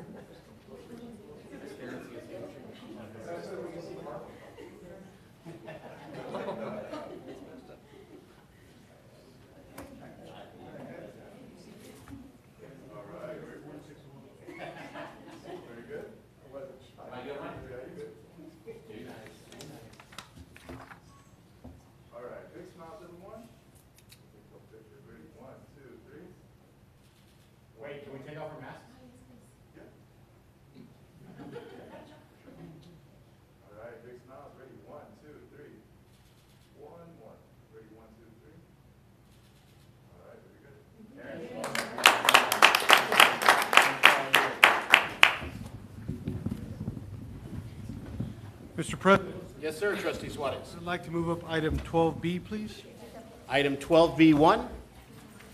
This is a report regarding the option to protest the 2021 property value study. Is there a second to move up item 12B1? Is there a second to move up? Thank you, Trustee Aliceta. All in favor signify by saying aye. Aye. All opposed, same sign. The ayes carry it 5-0. Item 12B1 is the report regarding the option to protest the 2021 property value study, the PVS preliminary certification findings by Hidalgo County Appraisal District. Dr. Gonzalez. Yes, sir, Mr. Chairman. We have Mr. George Gonzalez, our Assistant Chief Appraiser for Hidalgo County Appraisal District, who will present more details with regard to this item, and this is for information purposes only. Mr. Gonzalez, welcome. Thank you very much, members of the board. Thank you for having us. As always, we enjoy coming and reporting to y'all, but today it's for a different reason. Typically, we come out here to let y'all know that we're about to raise our values, and obviously we get protests from the public because of it. But here we're to let you know that we get audited by the state every other year, and this year the state's preliminary findings are showing that our values are too low, according to the state.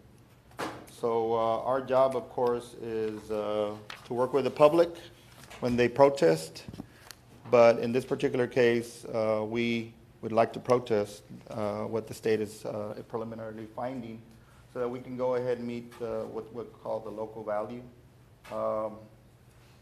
If we don't do this, this could obviously affect reimbursement for the school district, as I explained to Dr. Gonzalez. And we're here to let you know that our job is, we've already hired a law firm that's going to help us. We have people doing the research in our office as we speak to gather all our data and compare it to the data that the state's come up with. We feel very confident that we're going to be able to overcome what the state's findings, preliminary findings are. We have a deadline to file the protest. It's on March the 14th. So right now what we're doing is putting all the information together so that we can go ahead and present it to the state, to the comptroller's office. And that way we can go ahead and try and see if we can settle this informally. If not, ultimately, if we have to, we might have to file a lawsuit against the state, which is why we've hired services of a law firm that we will be putting the bill on. It's dry and simple, but we feel we need to do it. Your first year, it's called the grace period. It doesn't affect what you could lose today, but if we are not valid for 2 years in a row, it could potentially affect any funding from the state for your school district. Any questions? Any questions for Mr. Gonzalez? Do you want to thank us now or later for putting you after all the parents that are here? Yeah. Most of your taxpayers are gone, so that's a good thing. Jeez. Yeah, I'd like a picture before we leave it. You're gonna Usually get a it's not picture, for a but I good don't reason. You're going to get a picture, but I'm not sure you want us to put it out. Trustee Vela. Yes, sir, thank you. In terms of the research that you all are doing, is it a regional South Texas issue, or is it something that is statewide that is being protested or argued against the state? So the state does an audit of each county in the state of Texas every other year, and each district is having to do this on their own. So this is the year that we were picked. We've been lucky that we've been doing our job efficiently as per the state. So McAllen hasn't really been an issue for us. In fact, we raised our values 5.5% last year from 8.1 billion to 8.5 billion. By the way, our values are going up again this year. But nevertheless, the state's still saying that we're low. So it's something that we are entrusted with. That's one of our things that the state entrusts us to take care of, not only the property owners, but also the entities that we serve. I would like to let y'all know, I'm sorry, Mr. Vela. No, go ahead. There's 16 school districts that we serve in this county. 4 of them are the ones that didn't meet the local value according to the state's preliminary findings. As I said, we feel very confident that we're going to be able to overcome these numbers. Are the neighboring counties joining you in this endeavor, if you will, or this lawsuit? Or were their values in question by the state as well? So they don't audit every school district or every county at the same time. They only audit the school districts. They have to split all the counties every other year, obviously because of the amount of work that it entails. For instance, Cameron and Stark County, they have a different cycle than we do. However, we serve you all. Our job is to defend the values for you all. So we're only worried about Hidalgo County, McAllen School District findings. So our job, because we're focused on Hidalgo County, is only to deal with the values in our county. And that's all that we are really worried about at the end of the day, because that's why we do this job for you. Okay, one more question, if I may. In your experience, have property values ever gone down since they initiated the quote-unquote tax rate cut? Was it 15 years ago or so? You know, when we had the last crash in '08, we were lucky that our values were not, we were double digits before then. They just slowed down. The growth has still been there, and we see it on a daily basis. We are having a difficult time keeping up with the market. Sales are happening from one day to the next, which is unheard of. And that's what makes it a little bit more difficult for us to stay up with the market. But we do our due diligence to make sure that we do as best job as we can, as per the property owners, which are sometimes not happy with what we do, and as per the state, which is entrusted to oversee what we do as well. So we're caught in between a rock and a hard place. Taxpayer says we're too high. The state says we're too low. Your colleague wants to anxiously tell us that you're wrong and we're getting a bunch of money,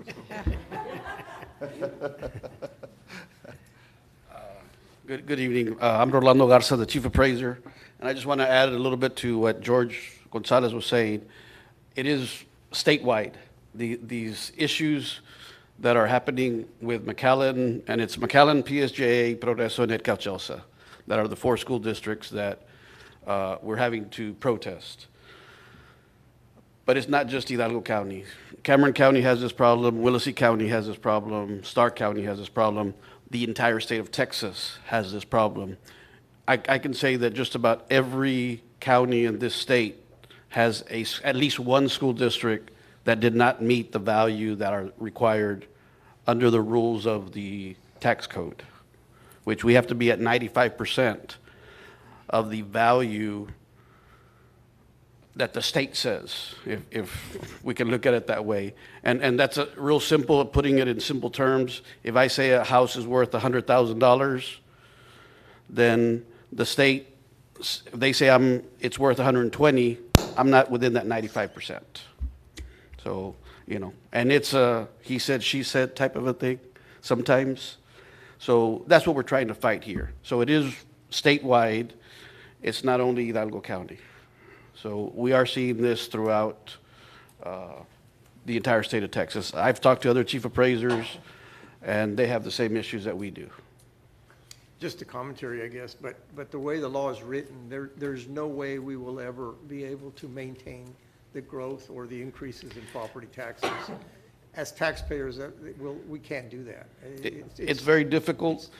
Again, Texas is not a sales disclosure state.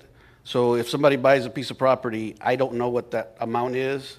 Unfortunately, sometimes the state finds out through other means, and sometimes those values are wrong. So they say it sold for 150, and it really sold for 120. Yeah. So again, I don't know what those values are, and they're looking at 2021 in this case, which they take my numbers as of January 1, but they don't give me the results until a year later. So it's really hard to keep up with those values when I'm a year behind. So it's a difficult situation. But like Mr. Gonzalez says, we are confident that we can overcome it. And if not, I'll sue them. Yeah, go for it. You know, we have sued the state before. We're currently in Travis County in a court case with the McAllen ISD for 2019. And, but we'll see how that turns out. But we have, since then, we have passed McAllen ISD twice. So really that lawsuit is moot because I've already passed it twice, so there's no reason to continue. But had I not, Mission could have lost funding for their school district, which is what we're trying to avoid by protesting and possibly suing the state of Texas. Thank you very much. Thank you, Mr. Chairman. Thank you, sir. Any other questions? Yeah, I just have a few Trustee clarified questions. Alvarado. When you say the state, is there a particular department that that oversees y'all? It is the comptroller's office, and it is the property tax assistance division, although it doesn't sound like they offer a lot of assistance.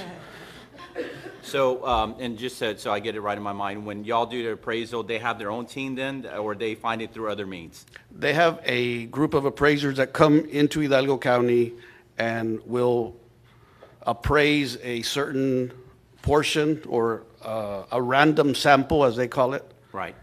And they take that sample for each type of property, and if they come up that we're at 92%, then the entire category is 92%. Okay. And how far away are we from that 95%? Currently, in McAllen, we are, I believe, at about 89%. There are a lot of properties that we've identified where we just think they're way off, and Right. A lot of commercial properties especially. Is there a total amount? Is it a couple million? What, the difference? I'm just curious. I If you want to don't know, say you- it's several million. Several million? As far as the difference from what they say and what we say. Okay, and the lawsuit with Mission and Travis County, and this particular, if we go the legal route, who pays the attorney fees? I am. Awesome. Yeah, I'm sorry. I am taking. What's your name again? No. Yeah, I got you. We are absorbing that cost. Okay. And usually my office takes care of the initial protest. This year I've decided that having legal counsel at the beginning is more advantageous Then waiting. And sir. hopefully that will turn out to be true. So we've hired the same law firm that we've had in the past, and they are out of Austin. Okay.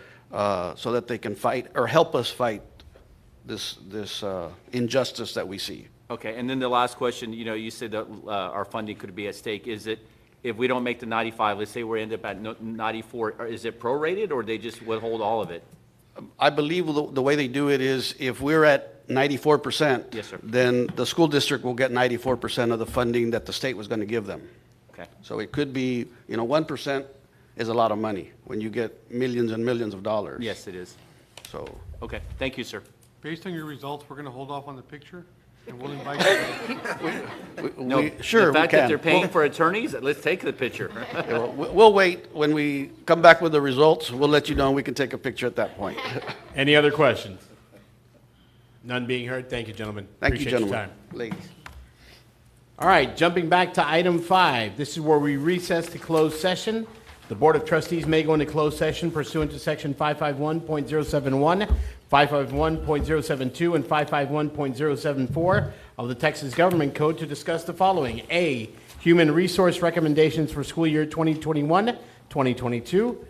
B, human resource employee resignations for 2021-2022, pending and/or potential litigation or possible real estate acquisition. So at 6:33, before we head to closed session, we'd like to thank the McAllen American Federation of Teachers, still celebrating Board Recognition Month, and they have provided dinner for us. So many thanks to our McAllen American Federation of Teachers. At 6:34, we are now in closed session.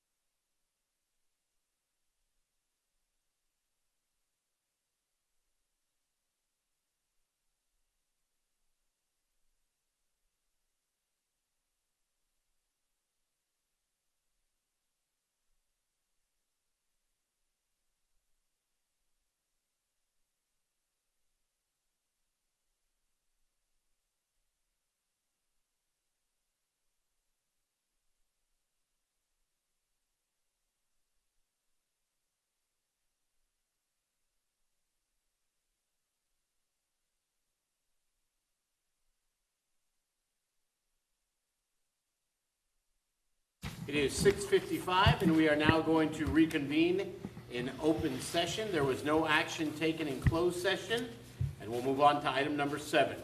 These are the action on items in closed session. Item 7A, approval of the human resource recommendations for school year 2021-2022. Dr. Gonzalez. Yes, sir. HR submitting a list of recommendations under separate cover for discussion during closed session, and administration is recommending action on this item. So moved.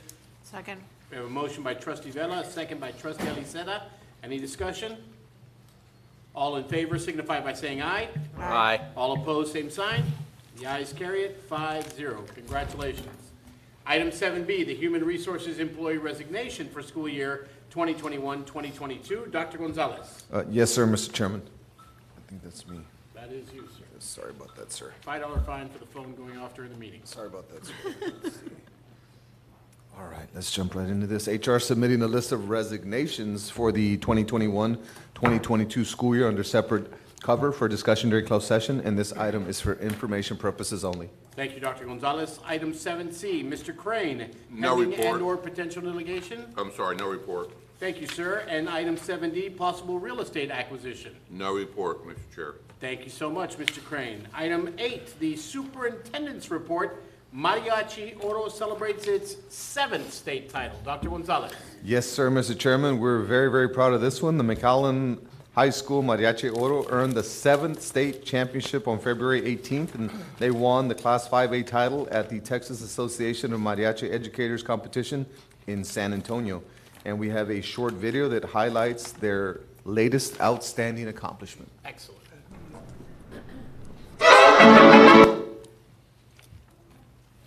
The state of Texas declares the state champion.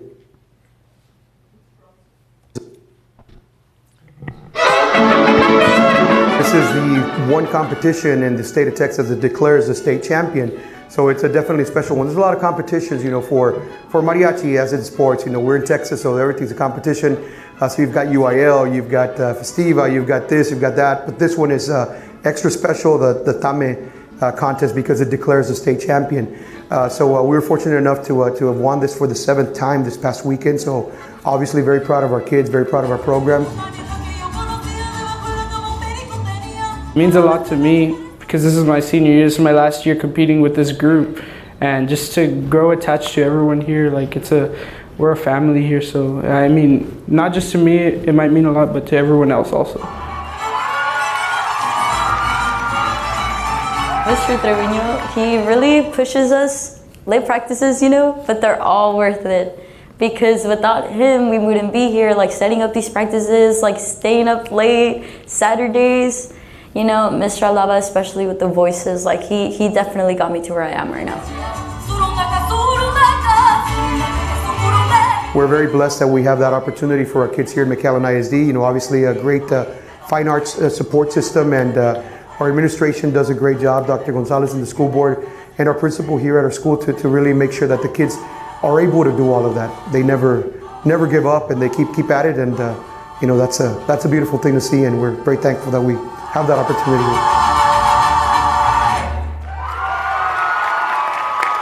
And that concludes my report. Great report this week, Dr. Gonzalez. And congratulations to Mac High Mariachi Oro on their 7th state championship. All right, items 9 and 10 we're taking care of already, so we'll jump down to item 11, donation, none there. So item 12, the board member, the board committee, and district reports. Item 12A1, the instructional services briefing. I had the pleasure of being the chair of that. We met with Dr. De Hoyos on Thursday and had the opportunity to talk about all the upcoming proclamations that we covered earlier today, as well as some great news and some different vendors that we'll be adding to our list.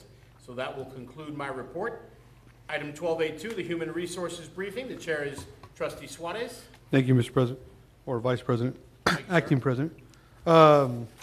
We all met separately with Mr. Miller. We talked about of course, the obvious resignations and the recommendations, and also the approval of the update of the board policy, all of which have been approved already. And that concludes my report. Thank you, Mr. Suarez. Item 12A3, the district operations briefing. The chair is trustee Daniel Vela. Thank you, Mr. Chair. We met last Friday morning for our committee meeting. We had 6 items presented at the meeting, 2 of them which are coming up. No, actually, 1 is coming up, which is a report on facilities maintenance and operations projects to be presented by Mr. Trevino. We had some that were already approved, the proclamation for National Breakfast Week, School Breakfast Week. And then we had 4 items that will be presented in today's consent agenda. The approval of the proposal for the Theodore Roosevelt re-roof, the approval of the right-of-way dedication to the city of McAllen by Thig Pensavala, approval of a seal proposal for Sam Houston Elementary re-roof, and approval of a contract for Hellas Construction for the turf at the baseball and softball fields at the 3 high schools. That is my report, Mr. Chair. Thank you, Mr. Vela, greatly appreciated. Item 12A4 is the business operations briefing. The chair is Trustee Debbie Crane Aliceda. Thank you. Yes, we met on Thursday at 2 p.m. We've already discussed one item, which was 12B1, the report regarding the option to protest the 2021 property value study. And then we have upcoming our report on our taxes collected in January. We have our report regarding the monthly financial investment report for January. And then we have 2 items that we discussed that are going to be in the consent agenda because they're just the normal activities that we do regarding trophies and T-shirts and food suppliers and restaurants. And that's my report. Thank you, Trustee Aliceda. Item 12A5 is the board officers briefing. This past Wednesday, President Saldivar and myself had the opportunity to sit down with Dr. Gonzalez and simply lay out the agenda for this meeting today. Item 12B1 is the district report. We've already done 12B1, so we'll move on to 12B2, the report regarding College Career Counseling Department. Dr. Gonzalez. Yes, sir, Mr. Chairman. The Counseling and Guidance Department will provide an overview of our comprehensive school counseling program that we're very proud of. The report will include the role and responsibilities of our outstanding counselors, social workers, and the metrics used to assess progress. Ms. Norma Cabrera is with us today. She's our Director of College Career and Counseling, and she'll share more information. And this is for information purposes only. Ms. Cabrera. Good evening. Thank you for having me here. I'm here to provide you with an overview of the counseling department. It's the College Career and Counseling Department. I'll start with the Champion Project. This is the direction that the district goes by. These are the 7 main focus areas that the district focuses on. And we fall under focus area 3, which is wellness and mental health, and focus area 7, which is emotional intelligence. Here we're looking at our instructional framework. Everything that we do here at McAllen ISD is to ensure that we have a strong graduate, a student that has real-world skills, that has strong habits of mind, persistence, grit, flexibility, strategic thinker, social skills, contributes to society, a student that has a plan of action. So everything we do in the classroom, in the counseling department, and with our social workers, all the support services, is to ensure that we have a strong portrait of a McAllen ISD graduate that encompasses all of those skills. And as counselors, our overall goal is to ensure that our students graduate from high school, but not only graduate, but be prepared for life after high school. We want our students to be competitive out there in the post-secondary world. We want our students to graduate from college, universities of their choice, and be productive citizens. Our goal as counselors is to help students overcome challenges that they face, obstacles that are affecting their education. So we as counselors work very closely to ensure that our students are emotionally strong as well as academically strong. We focus on the emotional well-being of our students. And these are counselors, social workers. We have a strong, very, very strong team. So the way we work is we have a tier system, a 3-tier system, the prevention side, the intervention, and the treatment, and you see that in the pyramid above. All students receive, 100% of our students receive prevention type services. And these services focus on academic, college and career, and social emotional. So under prevention, counselors are in the classroom providing guidance lessons. They work on district-wide initiatives that provide awareness. They work on emotional intelligence school-wide contributions, safety and wellness of students. They also work very closely with Project Wisdom, and of course the emotional intelligence curriculum in the classroom, but not only in the classroom, but also working with teachers and making sure that they're providing that support to staff and our school-wide programs. A lot of our schools have adopted Coffee with a Counselor, for that, which is 1 day out of the 6 weeks. The counselor works with the teachers during their planning period, and they sit with the counselor and they work on emotional intelligence information, and they share best practices, and it's been a very good support system for counselors. The next slide focuses on the intervention side, which is about fewer students. All of them receive the prevention services, fewer students receive the intervention services. Intervention is when the counselors target those students that need that additional level of support, like group counseling, maybe individual counseling, counseling assessments. Anytime a student is struggling with a bullying situation, they do provide those 5 sessions, individual sessions. They also work closely with staff and teachers to ensure that they're also involved in the academic progress of our students, and this is under the intervention area. And then we have treatment. Treatment is a very few percentage of students, between maybe 5 and 7% of our student population. These are students that need that extra layer of support, that mental health support, that one-on-one type of support where they may need services from our family treatment program, maybe some type of mental health counseling services, and we do partner with several of the local hospitals for that. And we do have a grant, the STOP grant, where we have licensed professional counselors available for students who need that extra layer of support. Here Ms. we Cabrera, yes, sir. what is the acronym for STOP? STOP. Ooh. I would have to get back. Oh, Didn't mean to throw you that it's curveball. school threat assessment. Oh, I have to get back to you on that. Okay. I have to get back to you on that. I don't recall right now. But here's a visual on the trainings that we provide our teachers.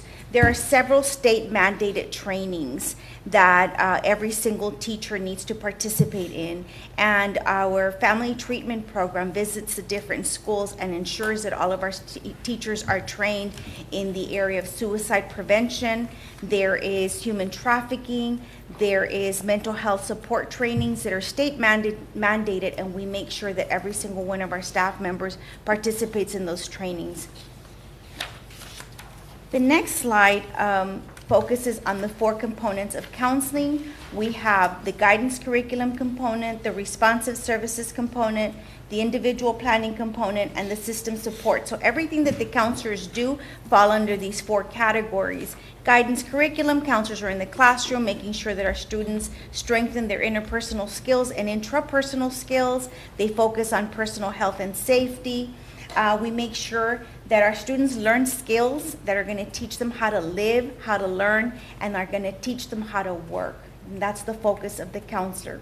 Then in the responsive services area, we have preventative services, remediation services. We may have one-on-one counseling with them. We have the counseling referral activities, those types of services, crisis intervention services.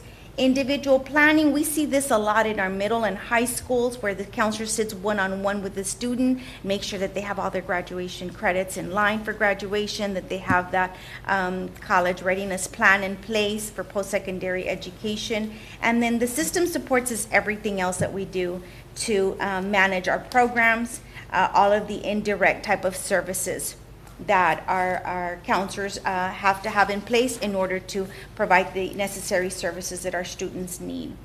And here we have talked about the CREST Award, first award in the Region 1 area, in the area of counseling. We did go and accept that award in Austin. They had 198 districts that were being awarded. We were the only ones in Region 1, so we were very, very proud of that. But we're also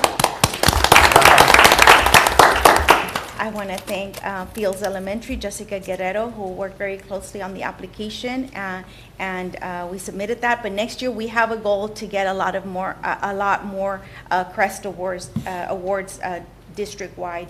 We also have the Lone Star Award and the American School Counselor Association Award, and we're gonna move forward and trying to get as many as possible.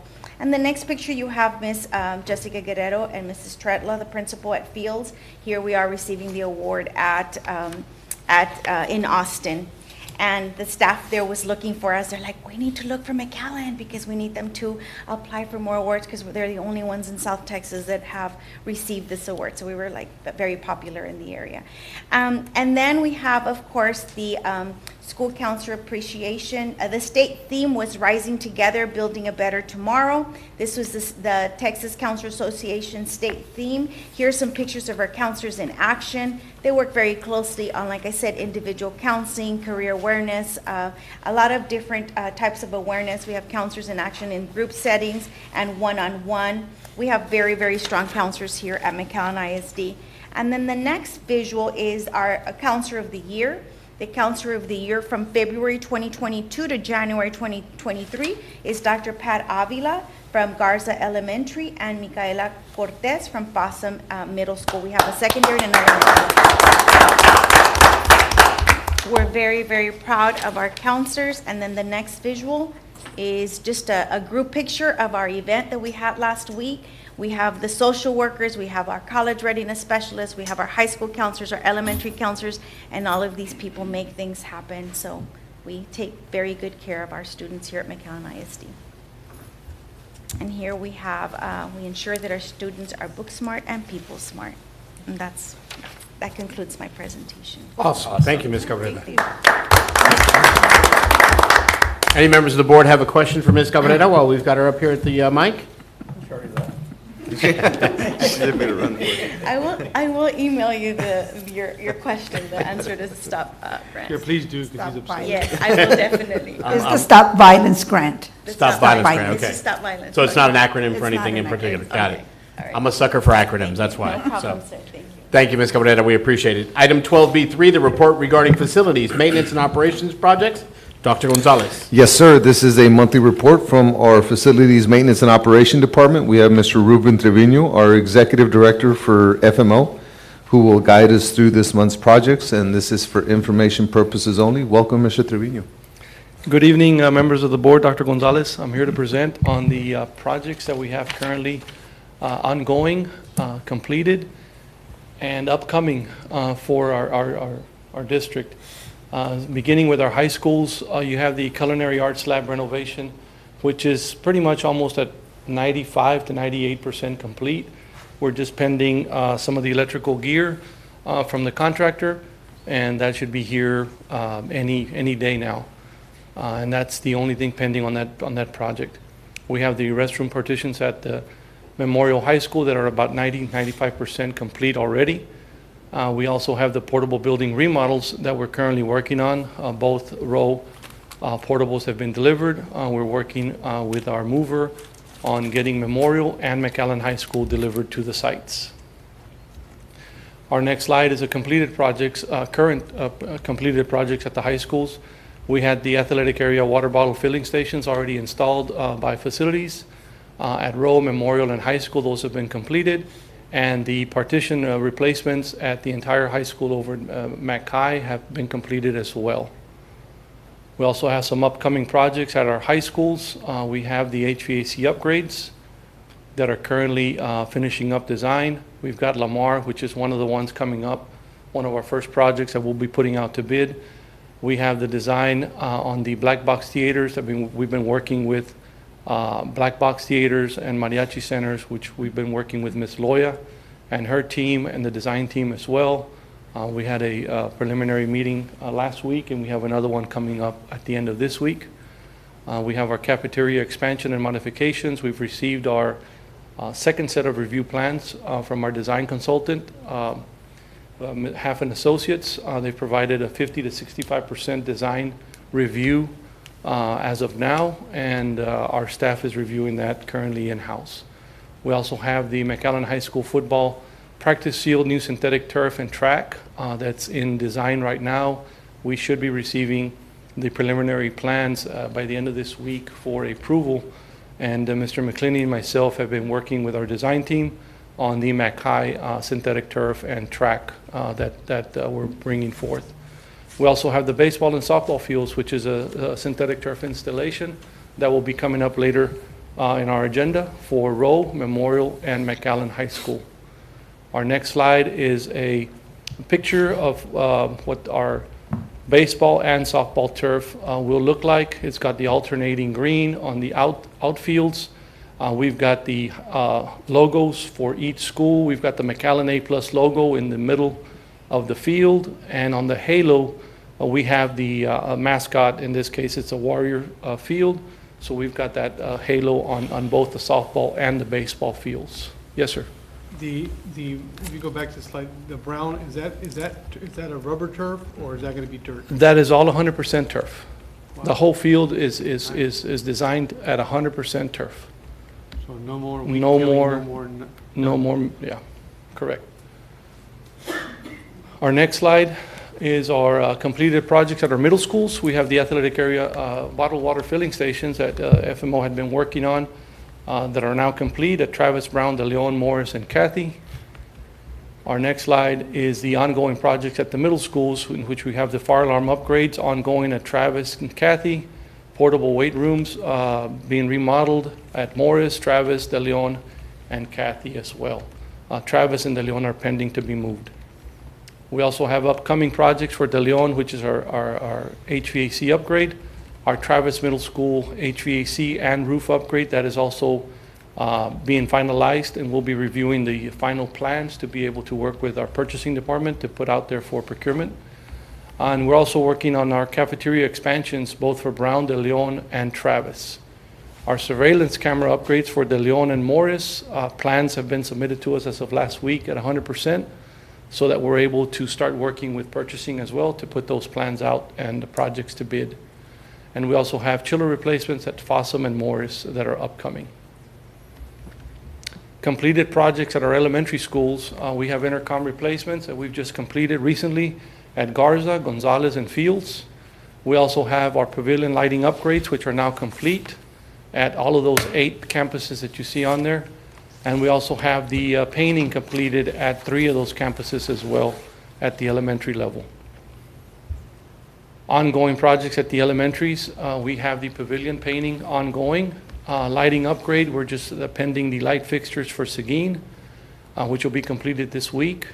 And the Houston Elementary Playscape that has been on order with the CDBG funding that we're pending contractor delivery. Upcoming projects for our elementaries are chiller replacements at the following campuses. We've started reviewing and working with our design consultants to be able to move forward with these like-for-like replacements. We also have roof upgrades that are coming up at Roosevelt and Houston. Those have been bidded out and will be coming up later in the meeting on our agenda. And we're also working with our design team on the cafeteria expansions and modifications at all the elementaries that you see on the slide. Ongoing projects throughout the district. We also have the Crockett Fire Alarm Project that is nearing completion. We have the staff development portable remodels that are right outside. We have the assessment office remodel that we've now passed all of the city inspector inspections. We are also working on the Navarro Pavilion and lighting upgrade in that area, and Crockett Pavilion and lighting upgrade as well. Upcoming projects district-wide, we have the Crockett roof replacement that we're reviewing plans also. We have the McAllen Veterans Memorial Press Box, which the contractor has now mobilized, and I believe that our permits are now in place for the construction and will be commencing here any day as far as the dirt moving and the excavation of the piers and all of that. We have the Navarro chiller replacement. Technology Center at Achieve Early College High School campus is also being worked on, and the Network Operations Center as well. And work orders submitted and completed for the month of January for facilities was 967 and 617. Any questions? That concludes my report. Any questions from the board for Mr. Trevino? Ruben, I do have two questions for you. The athletic filling stations, Fossum wasn't listed. Did they get theirs done already? Are they in the process? That is in the process. Okay. Yeah, they're And all then on there. The weight room for Fossum as well, is that? We're something- currently looking at the feasibility of getting a portable either through the west entrance or making some arrangements with one of the neighbors to see how we're going to be able to achieve that. Okay, excellent. Thank you, sir. Thank you for your report, Mr. Trevino. Yes, sir. Items 12B4, the report regarding taxes collected for January 2022. Dr. Gonzalez? Yes, sir, Mr. Chairman. We have Mrs. Cindy Medrano Richards, our Assistant Superintendent for Business Operations, who will report on monthly financials collected by the Hidalgo County Tax Office on behalf of McAllen ISD for January 2022, and this item is for information purposes only. Ms. Thank you, Richards. Dr. Gonzalez. For the month of January, the year-to-date collections were $76,541,236.62. And when we look at our collection rate for current taxes, it's currently at 80.20% versus 81.37% in the prior year. Looking at delinquent taxes, it's 26.99% this year compared to 25.58% in the prior year. And for rollback taxes, we've got a collection rate of 73.34% for this January compared to 41.19% in the prior year. And that completes my report. Any questions for Mrs. Richards? Thank you, ma'am. We appreciate your report. Item 12B5, the report regarding the monthly financial and investment report for January 2022. Dr. Gonzalez. Mrs. Richards, the floor is yours. Yes, thank you.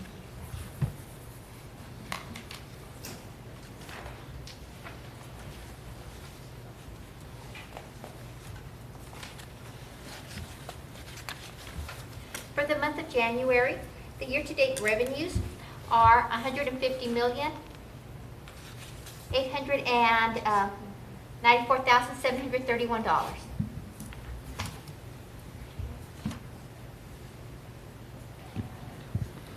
The year-to-date expenditures are $87,959,496, resulting in revenues over expenditures of $62,935,235. And now move on to the monthly investment report for January.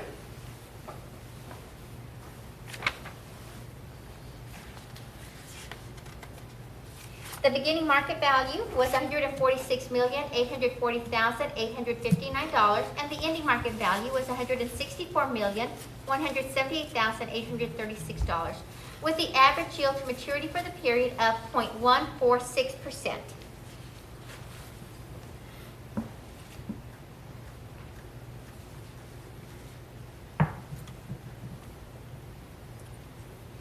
And the interest earnings through January were $91,650.09.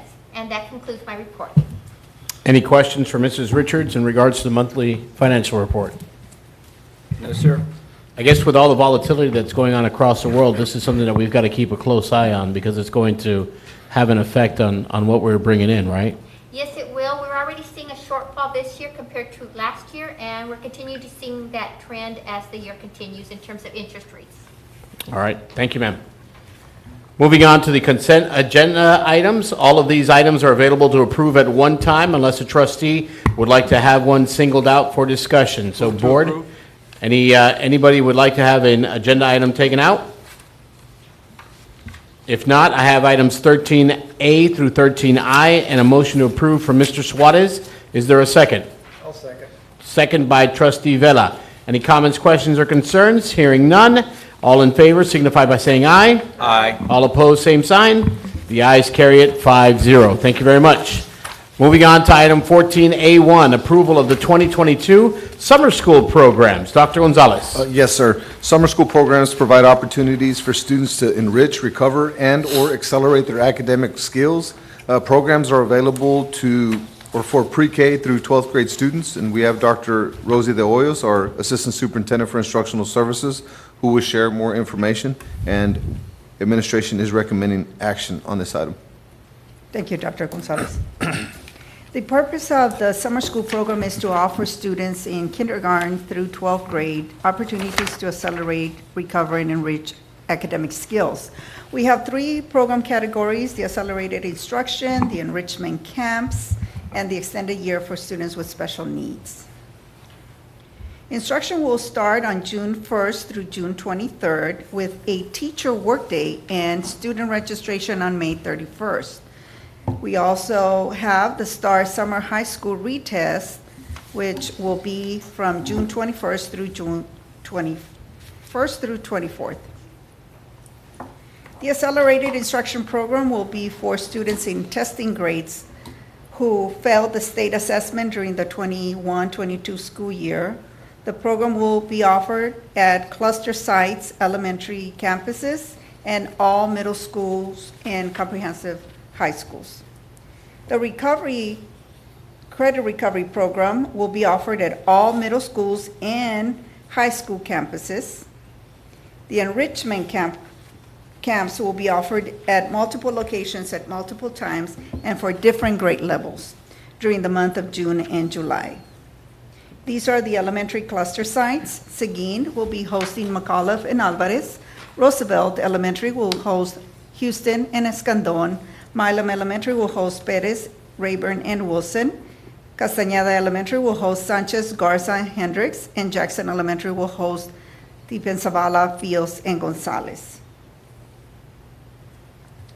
The Parks and Recreation programs will also be housed at each of these cluster sites and will be providing services Monday through Thursday from 8 to 5. All the middle school campuses will house their accelerated instruction program to allow students to recover the 30 hours of required content in reading and math for all grade levels, with the additional science and social studies subjects for 8th grade for students who failed the state assessment. All comprehensive high school campuses will offer their accelerated instruction. All high school campuses will offer credit recovery program and enrichment camps on selected campuses. These are the 2 pay rate schedules for the accelerated recovery and the enrichment program, with the additional rate in blue, which will be provided by ESSER. We will also provide campuses and parents an electronic summer school program catalog with information in English and Spanish and registration links for the enrichment camps. If you have any questions, Ms. Cindy Olivares, our Director for State and Federal Programs, and myself will be glad to answer any questions. Board, what say you? Any questions? Move to approve, Mr. President. I have a motion to approve and a second. All in favor signify by saying aye. Aye. All opposed, same sign. The ayes carry it 5-0. Thank you, Mr. Suarez and Mr. Alvarado. Moving on to 14C, district operation items. There is none to discuss. 14D, business operations, none to discuss. 14E, these are our Board of Trustees items. 14E1, approval of the Board of Education meeting minutes. Administration is requesting action on these items listed in the minutes below. 14E1A, revised regular board meeting. 14E1B, the board workshop of February 7th. 14E1C, the board workshop of February 7th in the afternoon. 14E1D, the regular board meeting. Yes, sir. I'd like to make that motion, but I'd also like to thank Dr. Oez and her staff for the presentation on summer school. Thank you, Trustee Alvarado. Is there a second on the motion? Second. I have a second by Trustee Alizada. All in favor signify by saying aye. Aye. All opposed, same sign. The ayes carry it 5-0. Schedule of future meetings, these should be on your calendars. The board workshop, March 7th, 2022, 5:30 p.m. here in our Texas room, the Staff Development Building at Achieve Early College High School. The 15B, the regular board meeting for Monday, March 21st, 2022, 5 p.m., Texas room, Staff Development Building here at Achieve. And 15C, the special board meeting, Monday, March 28th. That is where we will do our spring student athlete recognitions at the auditorium inside McAllen High School. No need for us to go into closed session, so at this point, we are item 18, adjournment. Do I have a motion? Before you take that motion, can I make a motion to approve items 15A, B, and C? Thank you for keeping me on the ball. Yes, sir. Is there a second? Second. Got a second by Trustee Vela. All in favor, signify by saying aye. Aye. All opposed, same sign. The ayes carry it 5-0. And I'll move to adjourn at 7:29, sir. We have a motion to adjourn at 7:29. Is there a second? Second. second by trustee Aliceta. All in favor, signify by saying aye. Aye. This meeting is now adjourned at 7:29 PM.